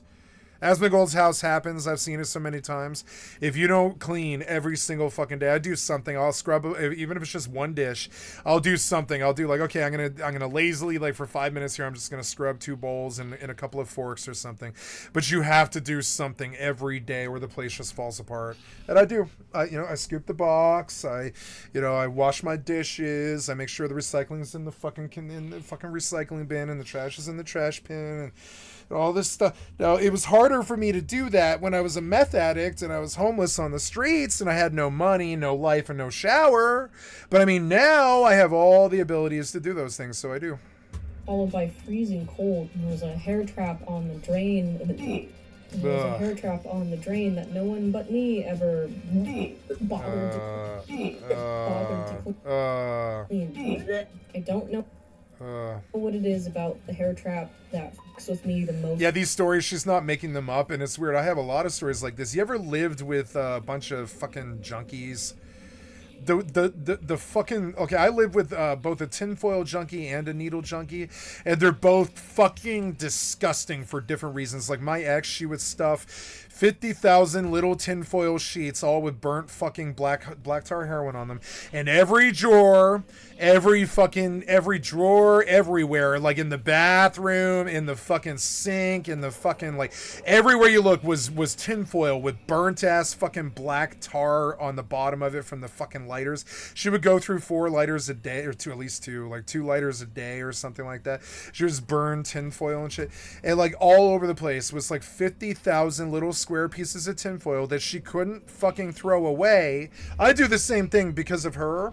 I do it with these empty marijuana containers because I'm compulsive like her. And I'm not compulsive, but I'm not OCD. I'm just like a creature of habit. And after a while, I keep these little glass containers of hash cartridges. When they're like this hash cartridge is out, but it's not done, but it's not hitting well, and neither is this one. But if you want, you can get a couple of bad hits out of this if you're out of stuff. So, and the same is true of black tar heroin on tinfoils. If you save enough tinfoils that you've used, you're going to find a piece that you missed on some tinfoil when you were knotted out after months and months of smoking black tar heroin in a motel room and stuff. And I've seen what needle junkies look like up close and live with them and stuff, and it's disgusting. Drawers filled with needles, fucking, tinfoil pit, like broken pipes everywhere, broken shit all over the place, dust in the corners and problems, and just, and everybody's looking for little pieces of drugs everywhere. And I've been around foul human beings before, and I know what she's talking about, and it's so gross. Out of all of it. Ugh. Yeah, she like is puking when she thinks of it, yeah. Out of all of this, to this day I get f***ed up taking showers, man. I can't do it if it's a bathroom that's enclosed with a door and no ventilation window. I have to have a bathroom with no doors that ventilates really well, or I freak the out. My skin begins. It's relatable. Of course, I begin dry heaving. This is a form of abuse. I did this to a girl. I dragged her to a fucking... I got her out of a terrible life, and I saved her, kind of. But I dragged her to a garage where there wasn't a working toilet. She had to piss in a fucking bottle and shit. But she took it proudly. She took the opportunity proudly because it was still better than where she came from. And it's like, I'm sorry. I wish I could do better. I don't have any money or any prospects or anything. It's been fucked up. I've been a drug addict for like 5 years. I don't know. Well, at least this time around, I've been a drug addict for 5 years. And I don't take care of myself. I'm terribly sorry. I just don't, So she was like, well, you have an excuse, And so eventually the garage was just so shitty and so uncomfortable and so unkempt. We would clean it every once in a while, but we did not have like any kind of motivation at all because we were just drug addicts living in a garage, Or at least I was. And I've been there, and I feel like it was a form of abuse. When she left, I didn't argue with her. I was like, yeah, if you can find some better place than this, I don't blame you. I understand. I can't offer you anything better than this, and I can't fix the situation with the shower or the toilet because the psychotic roommate's going to threaten to kill us, and I didn't know it yet. It was just insane. And so now, I look back and I'm like, yeah, it is a form of abuse to drag a girl down to a situation like that and expect her to put up with poverty and not having the right kind of shower or the right kind of bathroom or that kind of thing. This girl, she might not have been terminally sick when this stuff happened, but she is now, and she can't have a life like that anymore. I can't live a life like surrounded by junkies anymore. Dirty shit all around. I can't do it. Thinking about it is f***ing me up so hard. Yeah, for a while there, if you entered my room, you would find all kinds of busted meth pipes, just because I was a twacker. I was a tweaker. I absolutely did abuse meth quite a lot. So you would find all kinds of broken light bulbs, broken pipes, and people would pretend they wouldn't see the little bits of black pieces of glass around and stuff like that, because I was pretty good about cleaning.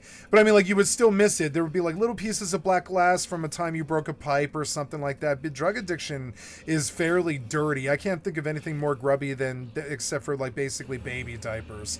The only thing dirtier than baby diapers is living with a drug addict who has no control and no motivation. And I just can't do it anymore. I can't do that to myself anymore. No circumstances should there ever be a hair trap within 100 feet of me. Even if I see like a clean one for sale at the grocery store, No, you can hear it. I can't even look at those things. So what did Mr. Husband have to say about any of this? Nothing. He didn't want to talk to his mom about it, and him finding us a new place to live was out of the question because we have no money.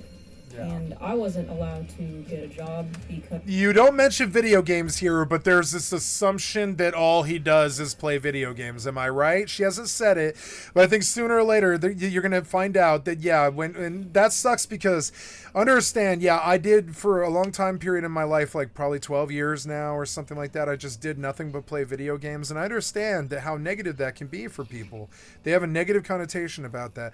But what I did is a lot different from what these people do. These people sit there and play Call of Duty and drink Red Bull all goddamn day. They don't take a WoW character to Night Champion. They don't go all the way almost to Glad. They don't go, they don't do things with their careers. They don't max out 20 games. They max out 3 games. They're not career gamers. They just use gaming as this form of release along with usually like Red Bulls, alcohol, and drugs. And I do that too. But see, the difference is, like, I still do things. I still work. I still, Because I didn't have my own car, and I wasn't allowed to drive. Yeah, I'm aware of how, like, when you're in a relationship and the person's reliant on you and you don't have anything, that is kind of abusive. Like, you can't get that girl to work. You can't take her to the clinic when she's sick or something or has a cold. You can't...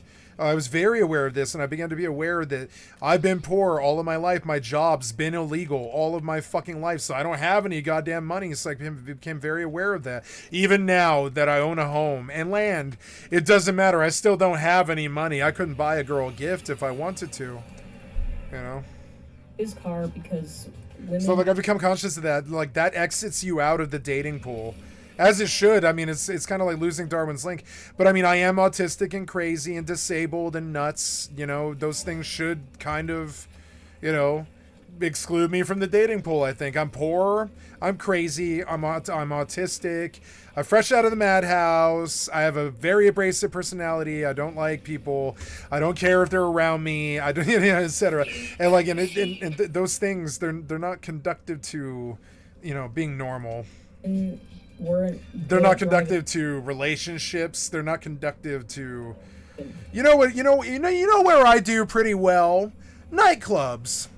I do pretty well in nightclubs. I don't do well at home with an LTR relationship with a girlfriend and a job and normalcy and stuff. I do pretty well with drugs, nightclubs, living on the streets or coffee shops, and like living on video games. I wouldn't say I do anything normal. He told me to just clean up after everyone if I had such a huge problem with it. I wasn't paying rent after all, so I tried.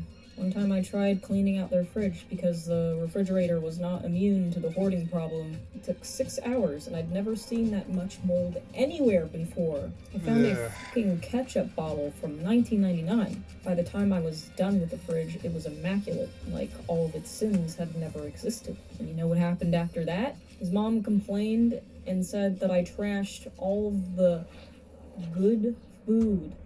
The moldy stuff that looked like any minute it was going to sprout legs and scurry away. That good food.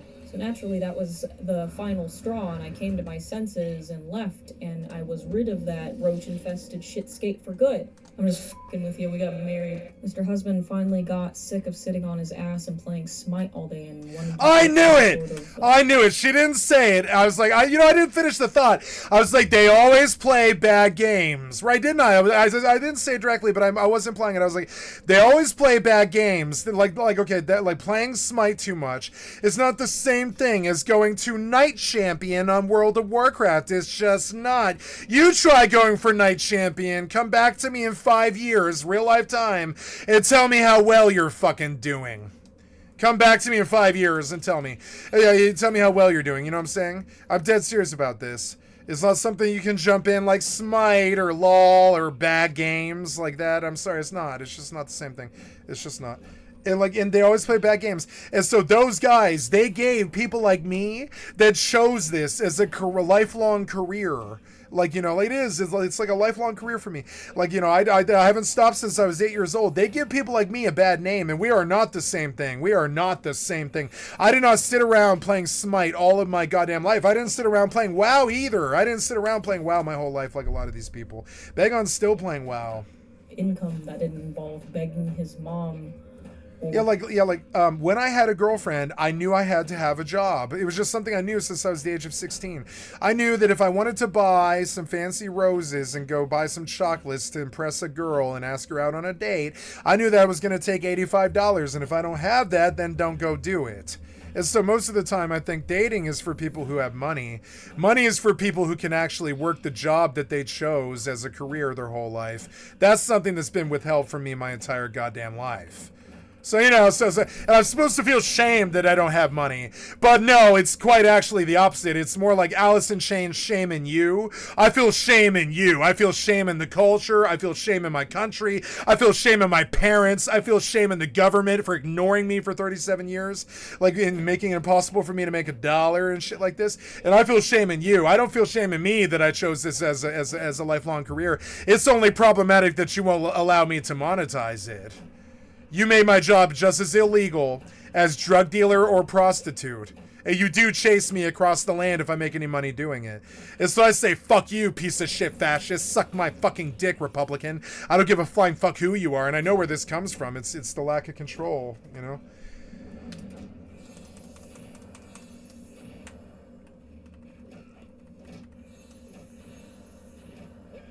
Kill him. Finish him. And so like now, I don't know, like, you know, and so yeah, he sits around and plays Smite all day. I knew it. That's not the same thing as what I did. I mastered World of Warcraft. I mastered Final Fantasy 14. I mastered ESO. I mastered Final Fantasy 11. I mastered fucking, what else is there? Diablo 2, Diablo 3, Path of Exile 1. Oh god, what else is there? Phantasy Star Online. I have 5 level 100s with every plus 99 weapon that there was. Like, you know, what else? I mean, it goes on. I have 6,000 hours in Rust. I've got a level 20 on Mortal. It just goes on. This is not the same thing. That's a serial loser who played Smite and wasted his time and busted $10,000 to do it. I'm not like that. I mean, I'm not like that. I mean, the shit goes on. I have 1,200 wins on Hearthstone. I have like 1,000 wins on Fortnite. The shit goes on, motherfucker. You played Smite for 5 summers. I mastered 40 lifelong obsessions all at the same time, and still do. There's a big fucking difference. I know I've aggrandized what it is that I do, but I made enough money to support myself the rest of my life when I was 22 years old off of just WoW gold sales. But I couldn't sell it because it's against the law. They would have ran me RICO or chased me across the sea like Kim.com. They can't stand it, or freeze my PayPal accounts, more likely, which is just as bad. It's like they would have just taken my money if I had done that when I was a kid. That's what they did. They took your money. If they caught you doing this, if they caught you selling currency, it's the same thing as being a drug dealer. They freeze your fucking bank accounts. It's the same thing as being a prostitute ring or a smuggler or a drug dealer and shit selling online game currency. They freeze your fucking bank accounts when they catch you doing it. You think I'm kidding? Go Google it, bitch. My job's been illegal all of my fucking life, so yeah, I feel shame in you for allowing that to happen. I don't feel shame in me. That's you. That's the baby boomers allowing that to happen with your complete absence of internet laws, unless it's harassment of freedom. you know, or loss of freedom, essentially. So it's just like fucking weird. Like, this is the same old bullshit. It's the same prison industrial complex, fucking video game currency serfdom war that you fucking, like, you know, that you forced on everybody else with your shitty society. Fuck you guys. And no, I don't feel shame in me. I feel shame in you. Shame in you, bitch. Shame in you. Terribly sorry, but it is a concept that I need you to understand. I feel shame in you that I have no money, not shame in me. I could have sold currency all of my goddamn life, and I have hoarded it. I've hoarded it across 30 different games for 20 years. I have all that currency. I would love to sell it, but rich white people suck dick all day. Or getting me further into credit card debt, so he provided me with... So dude playing Smite or Fortnite all of his day for like 5 summers or something, right? That's not the same fucking thing. It's just not the same fucking thing. It's not a career-long fucking thing that spanned 29 years across 30 titles with tens of thousands of dollars worth of accounts and currency and shit like this. It's just not the same thing. One's a life career. The other one is playing video games. That kid uses a controller. I haven't used a controller in 17 years. I'm sorry. Not since, I don't know. Bad Company 2 on the Xbox 360 era was the last time that I used the controller seriously. And that was the last time this kid did too. I guarantee it. Like the last time he played Smite or whatever, you know? And so these people, they give me a bad name. I'm a lot different from them. I am a games theorist with a games addiction who's interested in building his own personal MMO lifestyle and carving my way through the Sandbox landscape. This dude plays Smite all day. There's a big fucking difference. A big one. This dude plays League of Legends all day. That's a big fucking difference. You know? Yeah, I play Final Fantasy 11 all day. On top of Eve. On top of No Man's Sky. On top of Fallout 76. I've got 5 titles running. Does that sound like somebody that plays Smite all day? It gives gamers a bad fucking, a bad name? No. Yet another ultimatum. I'm the night champion. He's the I never got anything, participation award. Maybe the best that this guy's ever had. I know, because I know several people like this who think that they're better than me because they have regional championships. They're not better than me. They didn't dump 30 years into this, blood, sweat, and tears, and all their money and all their time. They're not better at this than me. They're not. They don't have 30 different games worth of end games. They just don't. They've got 2. They're not doing the same thing. They're not playing the same games. They're not living in the same fucking circles. They're not vying with these nerds. They're not robbing nerds on the motherfucking hypernet as we speak. You know what I'm saying? They're not doing that. They're not. So it's like weird. Like that shitty nerd that played Smite all day who gave me, a gamer, a bad name back in 2016 or whatever. That's not that. I mean, I'm sorry, but not all of us are like that. Some of us actually did view this as like a craft and know every game that's ever been made, know every RPG that's ever been made, especially. Like I know every RPG that's ever been made, and I played most of them. I can tell you the histories of most of them and the storyboards and all the gameplay loops and stuff. I can tell you what they are, what they represent to the culture and shit. I played most of the racing games out there. I played most of the music games out there. I played most of the puzzle games out there and beat them. I know more about puzzle games than I care to admit. I know more about Spelunky 2 and side scrollers and shit than I care to admit. Super Meat Boy and Spelunky, I know more about them than I care to admit. Like, I don't know. Like, it's weird, but like I like what I consider a game, like a gamer career is not what these kids think it is at all. And I'm not like them either. I've never been like them. Like I can joke about okay. Now they might think that they play Madden because they played Madden one time for like 400 hours. But if I still had my Dreamcast, which I sold so I could buy new games because I've got games addiction, which is way worse than heroin. Like understand that I had a Dreamcast at one time with a 2,400 hour save on Madden. Not Madden, excuse me. What was it? Is NFL 2K2? Yeah, NFL 2K2. I had like a fucking 1,400 hour save or something like that. I can't stand sports, but I still have a 1,400 hour playthrough of NFL 2K2 on the Dreamcast. Now, I'm not proud of that, but it's the fucking truth, and I'll kick your fucking ass at it, and I'll kick your ass at Madden, too. I'll kick your ass at Madden. I'll kick your ass at Fortnite. I'll kick your ass at Smash Melee. I'll kick your ass at fucking Tetris or Dr. Mario, Scrabble, fucking, you know, I don't know, Monopoly, fucking Uno. I'm good at Uno. Like, I am a games theorist. I was a grandmaster in chess. It's a lot fucking different, bitch. I can list my accolades. They're not the same as dude who played Smite for 5 years. It's just not the same fucking thing. Right now, as we currently speak, I have like 3,300 videos on my video game channel. Dude doesn't have that. Dude's got that one video he made one time on the PlayStation. You know? A little bit different. A little bit different. Dude might be better than me at Fortnite because he only plays Fortnite. That's it. I play at any given day 3 to 5 games in any given different fucking like platform and or device, you know?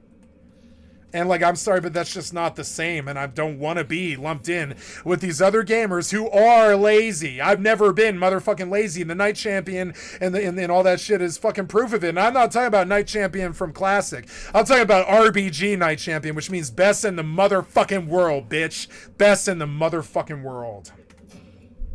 Big fucking difference.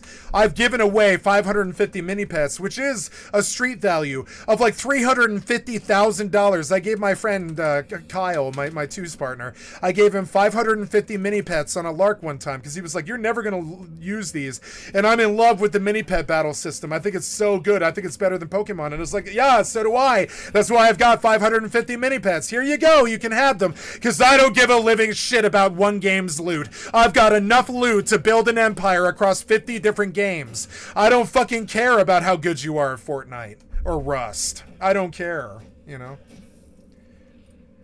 So anyways, so yeah, this dude, he played Smite all day. He gave people like me a bad reputation, but the problem is, when I sit down in a fucking front of a computer, I take entire servers with me, and I change entire server infrastructures and shit. I'm controlling the mithril market on fucking Horizon and shit, and all of the goldsmithing nerds, they kowtow to my whims. You understand? My whims. I run the goldsmith. I run the goldsmith trade on motherfucking Horizon and shit. I cornered the market for something like 30 million 30 million gil. I can't keep the amount of currencies that I have straight. You know what I'm saying? It's weird as I've got problems like Elon. I can't keep all of my Bitcoin currencies straight and shit like this. It's kind of insane. Except instead of Bitcoins are things that real people value, like real money and shit. I don't value real life money or the real world. I only care about video games and their video game world and my family. That's it. So like, yeah, so like I care about this currency, and honestly, until I was 39 years old, I wasn't really willing to sell it even, kind of. I was like, no, I need this money, you know, because it wasn't a joke to me. It is now. It's a joke to me now because I finally figured out that in order to make it in this fucking industry with the piece of shit baby boomer suppression of the last 5 generations online currency sales as it currently stands, the only hope I have of making any money as a fucking gamer is clearing tournaments. And notice I'm starting to win Fortnite almost every day because I might have to end up doing that. If I have to, I'll win tournaments. I don't care. I'll win tournaments if I have to. I'll do whatever the fuck I have to do to make my job fucking legal after 27 fucking years of being a serf. I will do whatever I have to do to make my fucking job legal. And no, I'm not lazy, mister. I play Smite too much. No, I'm not. We can't stay together if Neckbeard is not like me, is he? Join the Air Force. If you try to pursue your dreams of becoming an artist, that's it for us. Yeah, motherfucker, I pursued my dreams. I built a video game channel on 5 different platforms. One of them I was successful, and the other one I'm working on. You know what I'm saying? It's weird. I have 3,000 videos on unsuccessful on YouTube, but I am successful on Twitch, and I do have an income from Twitch. I've even built streamer careers and stuff, but they still treat me like this dude who plays Smite too much. I know my mother thinks of me as dude who plays Smite too much. Motherfucker, I have more accolades than you do. Okay for me to pursue my dreams of becoming an airman, though, because that's a real job. So yeah, that's a real job. people Yeah, that's a real job. supposed to Like there's this weird disenfranchisement with the youth, where if you're like a costumer, if you're like a cosplayer or like an RPG enthusiast or like a long former like me, or maybe you like drugs and you're in the heroin scene, or you're like in the club scene, or you're doing cocaine and gambling or something. If you're like a lifestyle person, you are considered to be the worst of the community, which is fucking dumb. You might make it rich and famous and even become super famous like Ninja. It doesn't matter. You're still considered to be this hot topic freak. And I'm fucking sick of that bullshit. There's no reason why my mother should be more legitimate than me. She doesn't have the same amount of accolades. She has more professional accolades and built more things in the real world. But I don't really see the fucking difference. Maybe that's the problem. I mean, she did feed real people. I've never fed real people. Well, I have. I've fed real people with my drug deal business, but I've not ever fed like real people with my job, which is doing this all day. I mean, there's not even a word for what I do because we don't know what it is. There's not a word for what I do. It's not gamer. It's like life.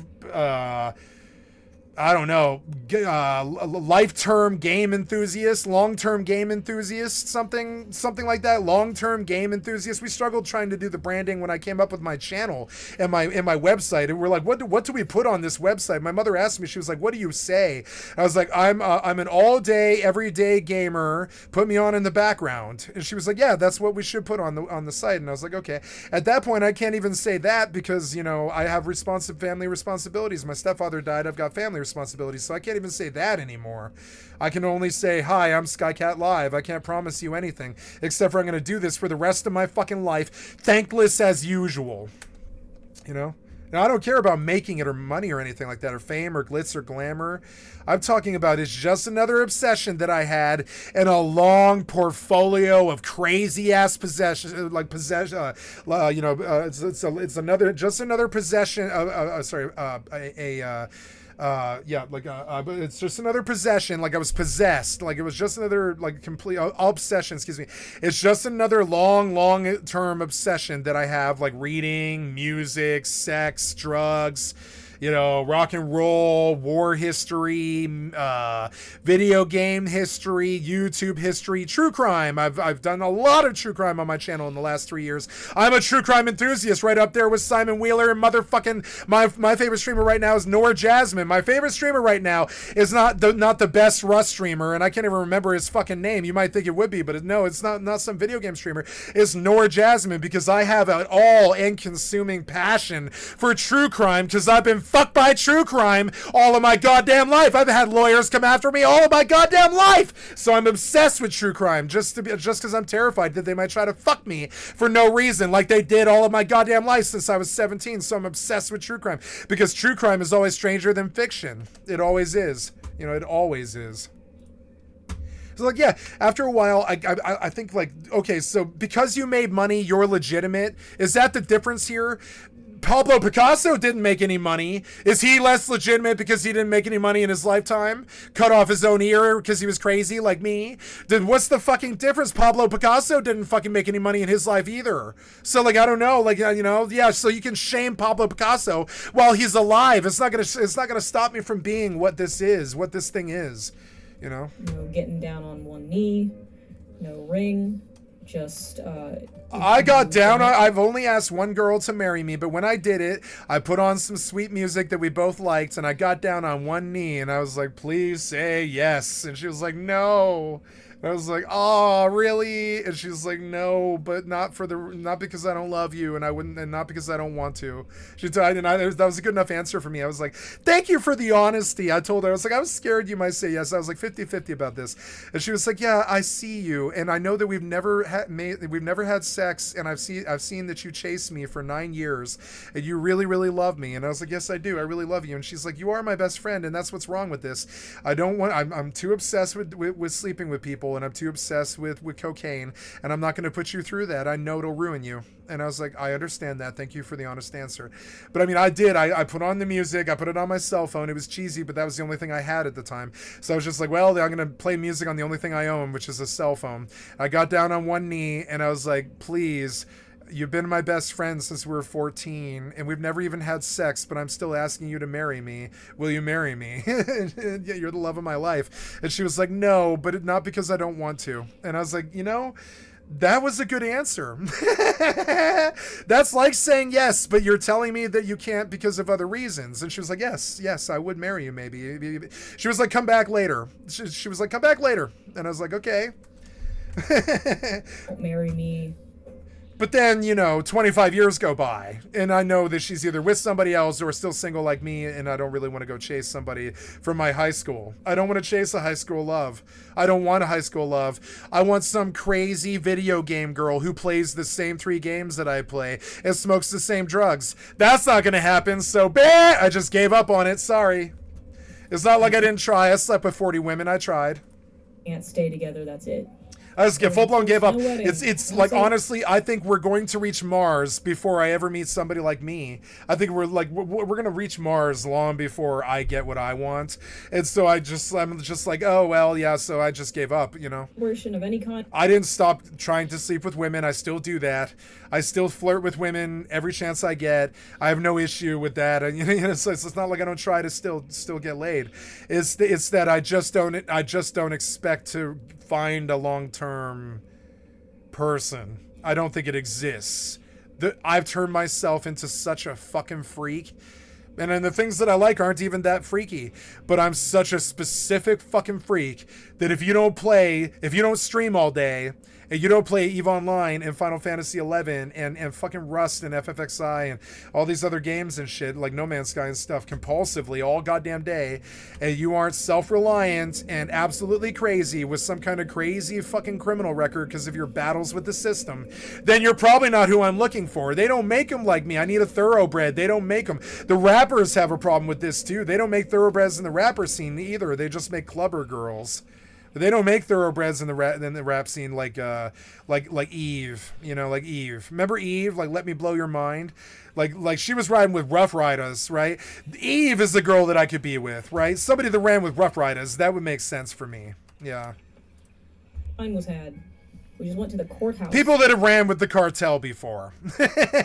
That's acceptable, And when the judge said, "You may now kiss the bride," Mr. Husband refused to kiss me in front of him. Why? Like Mr. Husband. Well, maybe, doesn't that annul the marriage if you don't, do it or whatever? No, I'm kidding. He's just shy about public displays. I can't believe you did not kiss this girl. I can't believe you did not kiss this girl. You are fucking crazy. This girl is so fucking hot.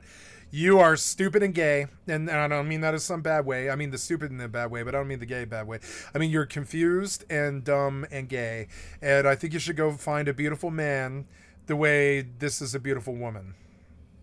Because this is a fucking beautiful woman. Like, genuinely beautiful woman. At least a 9, if not a 10. And you're tripping. With his mom. Look at her sense of style. You can't buy this. You can't buy a girl that can put her eye makeup like this. I know because I found one. Her name is Cloud Candy. The only girl I've ever met who could do her fucking makeup like this is Cloud Candy. She's the only girl, right? So of course I'm attracted to this girl because yeah, when they are fashion goddesses, that's attractive to me. I don't have any money to buy fashion like them. I don't save up my hashtag struggle money to buy fashion stuff like lipstick and shit. I just gave up on that. As long as my job's illegal, I just give up on the human race. I give up on America. I give up on the American government. I give up on women. I give up on people. I give up on friends. I give up on family. I give up on everybody. I give up on being a truther. I didn't give up on being a musician or a gamer, but I gave up on everything else that involves other people. I give up everything else that is everybody else. Specifically because even this girl isn't the fucking unicorn that I'm looking for. I know she isn't. It sucks, but it's true. It's not my standards. It's that I need somebody who shares at least 3 of the same interests. And it can't just be speed, heroin, and alcohol. It's got to actually be like video games, and that doesn't exist. You want to know why? Because the right-wingers beat the shit out of every girl that tries to play video games with a microphone. Kids saw Gamergate if you don't believe me. Death threats and all. further away from pursuing my dreams. Fuck the right wing. Fuck Charlie Kirk. Rest in peace. Rest in piss, devil. Of applying to a California. Well, tell me I don't love my job. I don't care if they give me money or not, because if I take their money, then I can't say things like "fuck Charlie Kirk, rest in piss." I can't say it, But I'm not taking their money, so I very much like to be able to say "fuck Charlie Kirk, rest in piss, bitch." Art school, because we were now.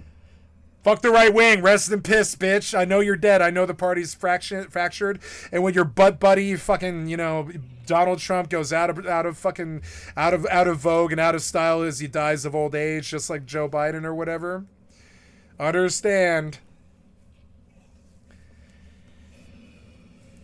Rest in piss, piece of shit right wingers. Be it fucking Charlie Kirk, be it fucking Donald Trump. Rest in piss. Stationed in Delaware, a state that I don't like the right wing. Absolutely would fight them if given the chance. I forgot. Don't like acting like anything other than that either, because I wasn't raised that way. I just wasn't. I hated Delaware. If you live in Delaware. Yeah, Delaware is for rich people. Delaware. Rich white people. Watching this, you have my deepest sympathies, because holy shit, what a fucking nothing of a place to live. Nothing to do, nowhere to go. Yep. Just a local Air Force base. Yep. I picked up an apprenticeship at a tattoo store because that was the closest I could get to becoming being a freak artist at all. But it just Yep. wasn't the same. Yeah, like it's weird that you want to be an artist, but you end up being a tattoo artist because it's the only art form that makes any money besides like media. And that's weird because that's kind of what happened to me. I got into this to be the gamer that I do display to you all day, every day, but I also had to be an entertainer. So now I'm distracted by being an entertainer and I can't play the games the way I used to. And that's okay, but understand it's like weird that I took a streamer job to support myself or whatever off of whatever $50 a month or whatever it is. And it's weird that I took a streamer job when I should have just been a gamer who could sell currency. But you made that illegal, so I'm a streamer now. I'm not particularly physically attractive. I'm not particularly charismatic. I shouldn't be a streamer probably, but I am, particularly because I am going to do the history whether you like it or not. I'm going to show you the games whether you like it or not. I'm going to show the world that I lived and I existed whether they like it or not. Their whole effect on the world, not her, but the whole world's effect on people is to minimize you down to the most common denominator. So I went out of my way to prove to the world that I existed. You know what I'm saying? And yes, it was edifying and I got a great deal of self-satisfaction out of it to the point where I don't care what anybody thinks anymore. I don't care. I don't care. It's quite fun. What I really wanted to do at the time. You should edit fart sounds over every time I talk and sell it on TikTok for $1. Go right ahead. I don't care. I don't care what you think. I don't care if you think I'm fat or a loser. I don't care. I've been successful all throughout my life at everything that I tried to be. I actually feel pretty good where I'm at right now. When Dune Awakening launched, it was entirely. Why do you keep skipping this? Please don't skip it. You're so fucking annoying. Where were we? Please don't skip it. You're so annoying. Just, if you don't marry me, we can't stay together. That's it. There was, of course, no wedding, no celebration of any kind was had. We just went to the courthouse, and when the judge said, you may now kiss... The Republicans do this to women all the time. They're like, okay, if I'm going to be in a relationship with you for longer than a year, then we're essentially having sex outside of wedlock, and that's evil, and God and Satan are going to frown on us and all this, so you have to become my serf slave for the rest of my life and hook me up with three dinners and sire my children and take care of them and all this, or not sire, but queen my children and all this shit. And it's like, yeah, you know, it's actually an agreement. It's actually a 50-50 thing, relationships, but no, I've got to marry you if I'm going to be your chattel.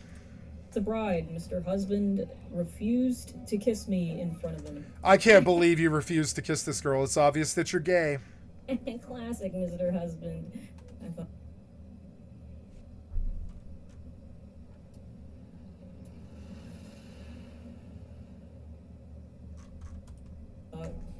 He's just shy about public displays of affection. It's totally normal. No, he's gay. Normal and healthy that some people just don't. It's not normally healthy to not kiss your wife on your wedding day. That's a fucking freak. That's a gay person who's pretending to be straight.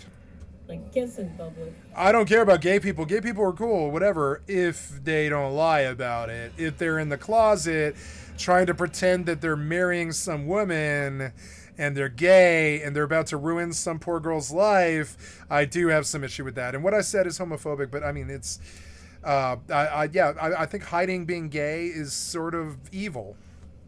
You know, it's okay if they want to do that. I don't care. I'm not trying to say, oh, you have to tell everybody you're gay. That's like, you know, homophobic. But more like, if you're going to marry a woman, maybe you should examine whether you're gay or not.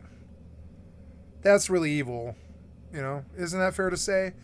If you're gay and you're in denial and you marry a woman, isn't that kind of ruining somebody's life and that makes you evil, kind of? Shouldn't you be with a man? I'm not shaming gay people. I'm shaming catfishing people. Or hold hands. And it's normal to walk 5 feet in front of me, so it looks like in the we're marriage. Together. Oh. Wow, that's what he did to you? Yeah. Pros of Mr. Husband going into the Air Force was we no longer had to live in the sewers with his mom and his siblings. Yeah, he went into the Air Force, did he? The downside... Now I respect him a little more. Was I was now even further away... Dishonorable discharge? Just asking. From pursuing my dreams of applying to a California art school because we were now stationed in Delaware, a state that I forgot existed. I hated Delaware. If you live in Delaware and you're watching this, you have my deepest sympathies because holy shit, what a fucking nothing of a place to live. Nothing to do, nowhere to go, just a local Air Force base. I picked up an apprenticeship at a tattoo store because that was the closest I could get to becoming any sort of artist at all. But it just wasn't the same as what I really wanted to do at the time.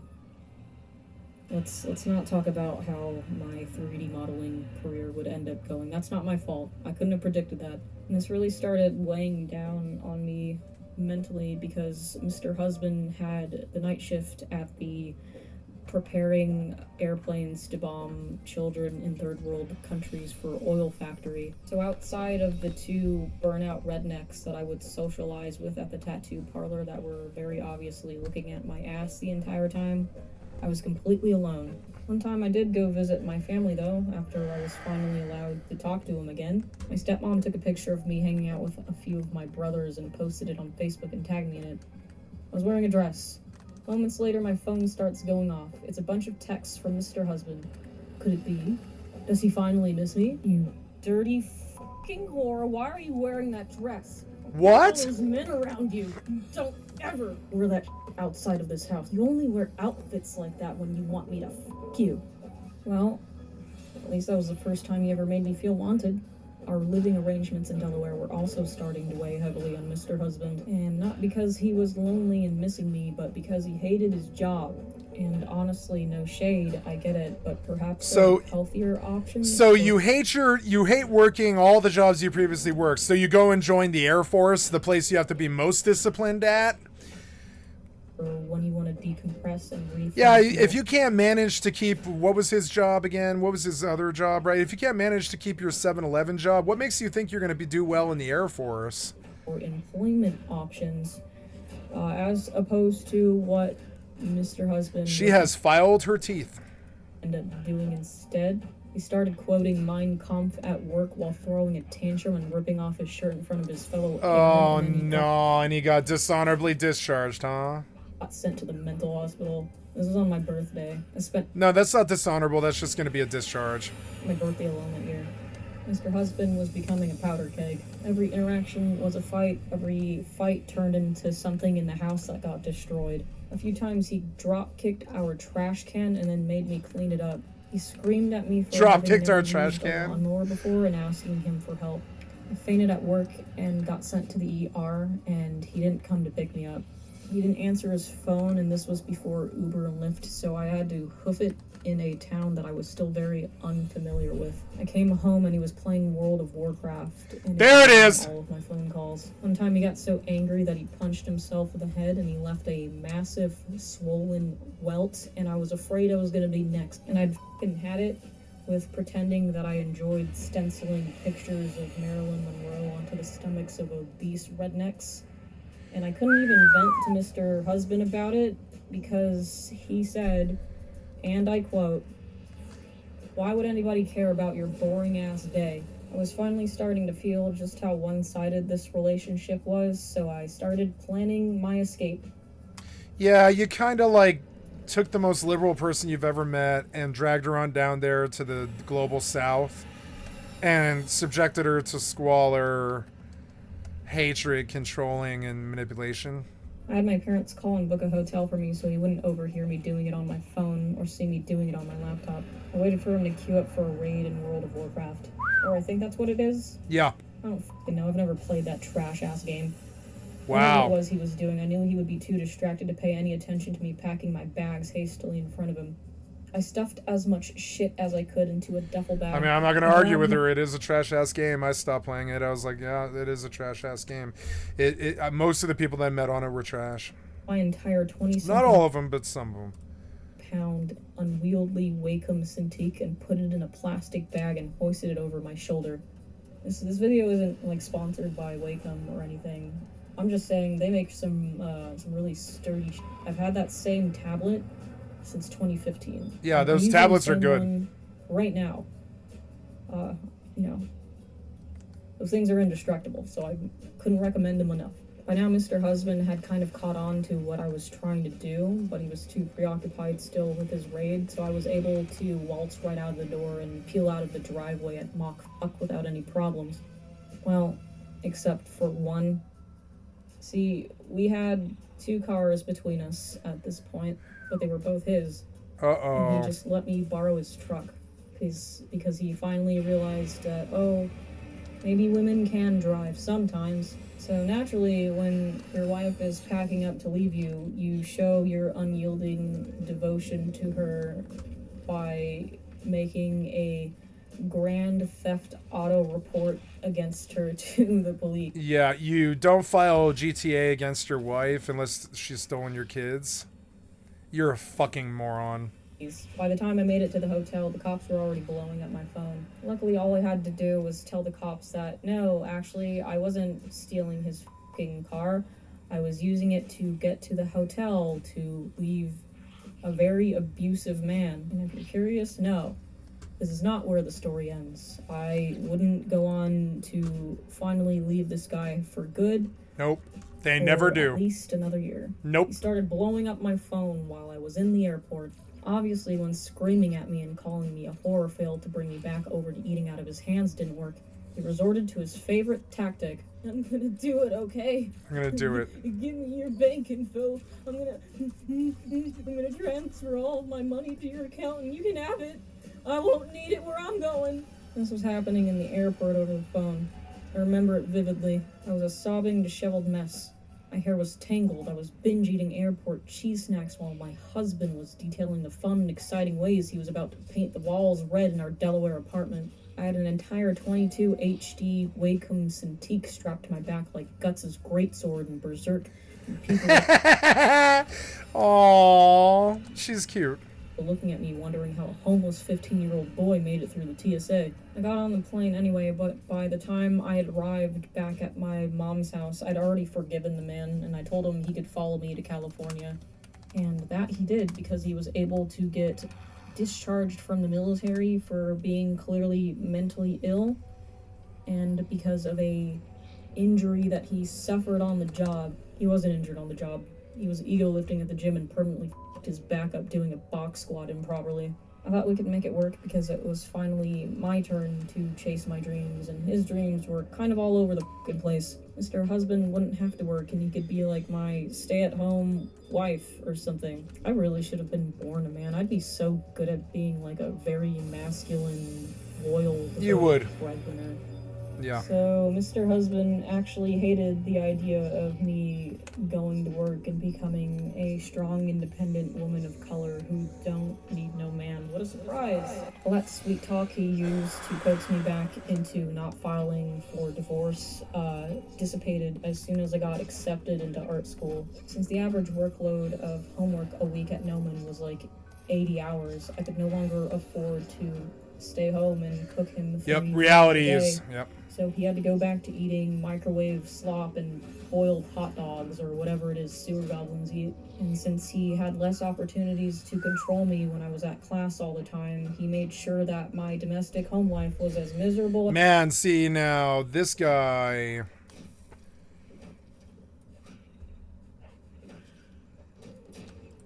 as possible. Every time I left the house, he made a point of starting a fight with me over text. He was sure to remind me that I was a fat whore. The stress of being with him caused me to gain all of my pre-husband chub back, and that I was terrible at being his wife and selfish for going to school. When I came home from class, it was like Russian roulette. I never knew what kind of bullshit I was gonna walk in on. If I took a particularly long time trying to get back home, like if it were finals week or something... They're always like this. It's abuse. It's abuse. They don't know that I rescued my ex from an abusive situation just so she could go back into an abusive situation, And the third trouble was the final straw for me. I was like, yeah, I'm seeing a pattern here. I don't think I want to be your best friend anymore. It's unfortunate, but the first two I understood. The third one I didn't. And as this angry right-winger just screamed the F word at me over and over again, and I was just like trying to be reasonable like I am right now. I'm just like talking, you know. I was just like, no, I don't need to put up with this anymore. I love this person. They know I love them. They know I told them for 5 years that I would love them till the day I die. They know I love them. I tell them all the time, whether they listen or not. But it doesn't matter. It's still an abusive situation after an abusive situation after an abusive situation. And I'm not saying that that's your fault. I'm saying that after a while, it's like that Radiohead song, Green Plastic Trees, where he's like, it wears me out. It wears me out. And if I could be who you wanted, or whatever, yeah, but it wears me out. If I could be who you wanted all the time, right? And it wears me out. It just wears me out watching women go through abusive relationship after abusive relationship after abusive relationship. So many of my friends. To the point where I was just like, I can't be this like emotional barometer for you and like a an emotional support person for each other and best friends and stuff, while I just watch you burn your way through 3 men and 3 abusive relationships.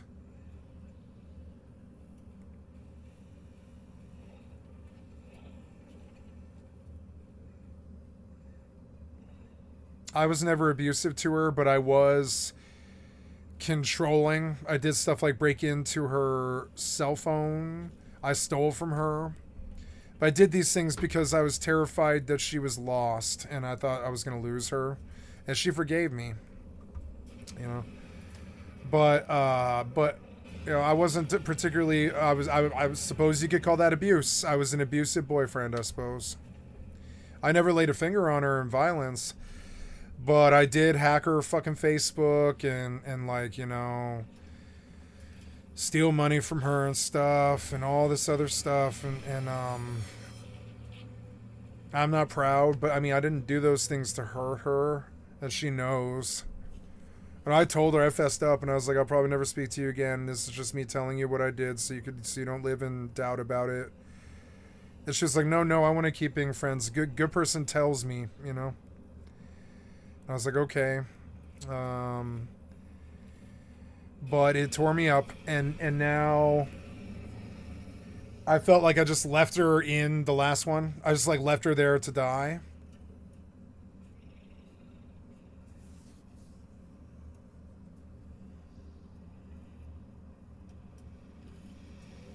My small town witch.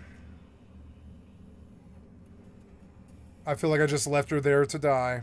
But I mean, I mean, it's not my relationship. It's not my girlfriend. It is my best friend.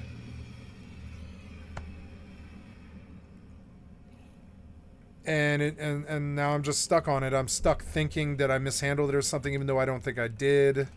Like, he would pull a Joe Biden on me and start sniffing my hair. He would say in a completely serious tone, "You smell like you cheated on me." Nillman was a sausage fest for sure, but that didn't mean I was cramming down as much cock as I could get my hands on between classes. He was excessively afraid of infidelity for someone who kept trying to open our relationship. One time he showed me he had downloaded Tinder on his phone. Tinder was finally invented by 2016. Hooray! He told me to also download it so I could talk to other girls and then we could have a threesome because he was getting bored of only porking me all the time. Another time I came home and I told him the rent was due and that he needed to pay his half, and then he started screaming at me that, "No, you stupid bitch. I did in fact pay my half." He definitely didn't, but I just went ahead and paid all of the rent for that month anyway because I wanted the screaming to stop. One time I asked him if I should buy, perhaps with my own money, a coffee table or a couch or something so our apartment could be a little less barren. All we had was my computer desk. He refused to get a desk for his computer. It was all propped up on boxes. When I suggested this, he promptly began screaming at me. "No, I don't want any f***ing furniture in here. It's fine the way it is. Stop trying to clutter up the place with your bullshit." One time he got his own mattress from somewhere, and he set it up in the living room so he wouldn't have to sleep Bed in bugs. the bedroom. The issue was Bed our bugs. apartment only had one window unit air conditioner and it was in the living room. And the bedroom had fucking nothing, so it got nasty hot at night. Great idea, but why didn't you move the main mattress in here? I wasn't allowed to get a bed frame. It was just a mattress on the floor. We lived in a gentrified dog kennel. I guess I'll go grab it so I can sleep in here. Then fucking dare move that mattress in here. This area is only for me. So ignoring the part where he didn't want to sleep in the same bed as me anymore, I had to MacGyver myself an air conditioner out of a styrofoam box with some holes cut into it. This a dustpan, relationship. some duct tape, a bowl of ice, and some aluminum tube things, just so I wouldn't die of heat stroke in my sleep. This was really starting to get me down. I couldn't catch a break anywhere. Not at school, not at home. I didn't know where Mr. Husband ended and I began because I tried everything I could to make him happy, and this often resulted in me forsaking parts of my own identity, the parts of me that he didn't like, parts of me that were real but didn't fit into his projections of what he wanted me to be. And worst of all, I was starting to adopt the worst parts of him. Maybe he's right. Maybe women shouldn't get to vote. And global warming? Well, that can't be real. Antarctica is pretty cold, right? Don't even get me started on space. Like, the moon, Saturn. Like, just look at the hexagon on the North Pole of this thing. Who do you think put that there? But I still didn't want to give up on us. And why? Because Mr. Husband had done such a good job of convincing me that everything wrong in our relationship was my fault, and if I just tried a little bit harder, things wouldn't be like this. And I was both the type to totally believe that and also someone who never gives up. It was only after I started making friends at school that I started to realize how bad things really were. At the end of every term, we would have finals week, and every finals week, Mr. Husband made a point of starting a huge f***ing fight in which he would threaten me with divorce in hopes I would get so stressed out that I would do poorly on my finals and then I'd get booted from the program. I'd usually have to spend finals week in a hotel or sleeping at my dad's office just to be able to focus through the psychological warfare. But I couldn't always keep it together when I was in class. I was pretty much always crying at school, especially during finals week. Usually I'd have to get up in front of class and present my work. And this is my final. It's not very good. And I was a little rushed with it, and it looks like you reused a lot of assets from old homework assignments.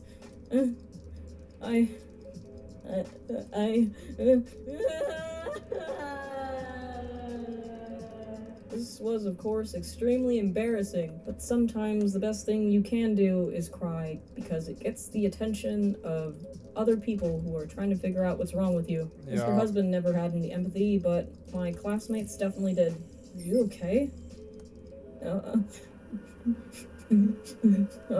You know, just, My husband's abusive. typical married life stuff. You know how it is. My husband likes to kick me out of the apartment during finals week because he gets jealous that I don't spend enough time with him. You know, normal stuff. That's it's not normal. You know that, right? Like you're just kidding, huh? Gradually, over the course of a few months, I opened up more and more to my peers. Not because I finally felt safe or anything, but because I authentically sometimes did not know that the things that were happening to me were out of the ordinary, or, dare I say, emotionally abusive. I didn't have anything to compare this relationship to. This was my first one. Drop the zero, get with the hero. Stuff during breaks, or if I were giving them rides home. All right, see you tomorrow. I gotta head to the gym. You're working out this late? What? No. I gotta take a shower. What's wrong with a shower at your place? Oh, you know, it's currently infested with like a lot of big slimy slugs. I asked my husband to take care of it because I can't, since I'm like so busy with all my schoolwork. But he said he can't also because the newest World of Warcraft expansion just came out. Eventually I got it through my thick fucking skull that this was an extremely toxic relationship, and no matter what I did, Mr. Husband would never change. You're probably wondering why my parents never said anything about this. They did. Countless times. But that didn't work. My default setting is just to rebel against my parents at this point, and I thought they were just being really biased towards a guy that I thought loved me. I took an unbiased third party of my peers at school to tell me I was being a hard-headed fucking idiot. The final escape went similarly to how it did the first time I attempted, but now I was armed with something different. Hatred. 4 years wasted on this miserable piece of shit because he couldn't admit to himself that he might have been a little bit gay. I waited for him to get in the shower. I was angry, but I knew if I saw him crying, I'd come crawling back again. I grabbed as much shit as I possibly could and hightailed it the fuck out of the apartment that he wasn't even paying for. It would have been much harder to convince him to leave, so I decided to just peace out instead. My dad was waiting for me outside like a robbery getaway driver. I left a note for Mr. Husband and skedaddled, and then came the inevitable threats over the phone. I can't believe you would do this to me. You're so selfish. What? You don't even care. Fine. I get it. You know what I'm gonna do now? Do it. What? I said fucking do it, pussy. I started also seeing a therapist around this time, and she told me that somebody who is really committed to doing the unthinkable probably isn't gonna tell anybody about it, because they don't want someone getting in their way. It was just dry threats. Classic borderline personality disorder manipulation tactic. You stupid whore. You stupid liberal friends poisoning your mind with a woke mind virus. Yeah, I didn't tell anybody I was going to commit suicide at all, either time. First time I failed. Second time I stopped. But I didn't tell anybody either time. I just got there. Got to that place. I didn't warn anybody. I just, I should have put a baby in you when I had the chance so you wouldn't be able to let... I was finally free. How am I doing now? I've learned from my experience, right? And I'm finally with the man of my dreams, right? Nope. Currently single. Don't DM me, please. God damn it. Please don't DM me. I wish I could say that the self-respect that I gained from finally leaving was enough to carry me into future relationships that were healthy and fulfilling. But unfortunately, this was only enough to allow me to avoid people who were staunch Holocaust deniers. And I'd have another 9 or so years of negative dating experiences because I kept dating people that I could not let go of, even when they were very bad for me. It's almost like I had a soft spot for people that I perceived as, fixer-uppers. Because I thought, if it were me,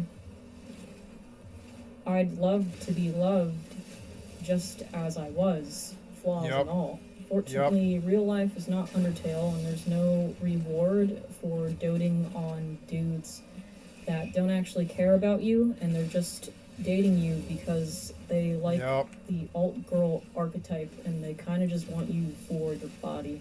Usually they just dump you when they're bored. Now, I know that, and since becoming an online shitposter / content creator, my self-esteem couldn't be higher, actually. I get people telling me I'm cool and funny every day, and I finally believe them. And at this point, it would take an act of God to get me interested in dating again. Like, if it's not Robert Pattinson or Rick Astley, Me too. I can already hear the keyboard. After the last one, I'm done. In the comments about to tell me that my no, I'm not done. I'm gonna go back, but I don't don't like it. I consider it something that's necessary, not something I want to do. I am totally cool with dying alone. I will not lower my standards ever again. No. I'm dating myself. Yeah, I'll date myself. There's nothing wrong with loving yourself. All this time about loving yourself was something you only did if you were an egotistical narcissist. That's not true in the slightest. You need self-love to create healthy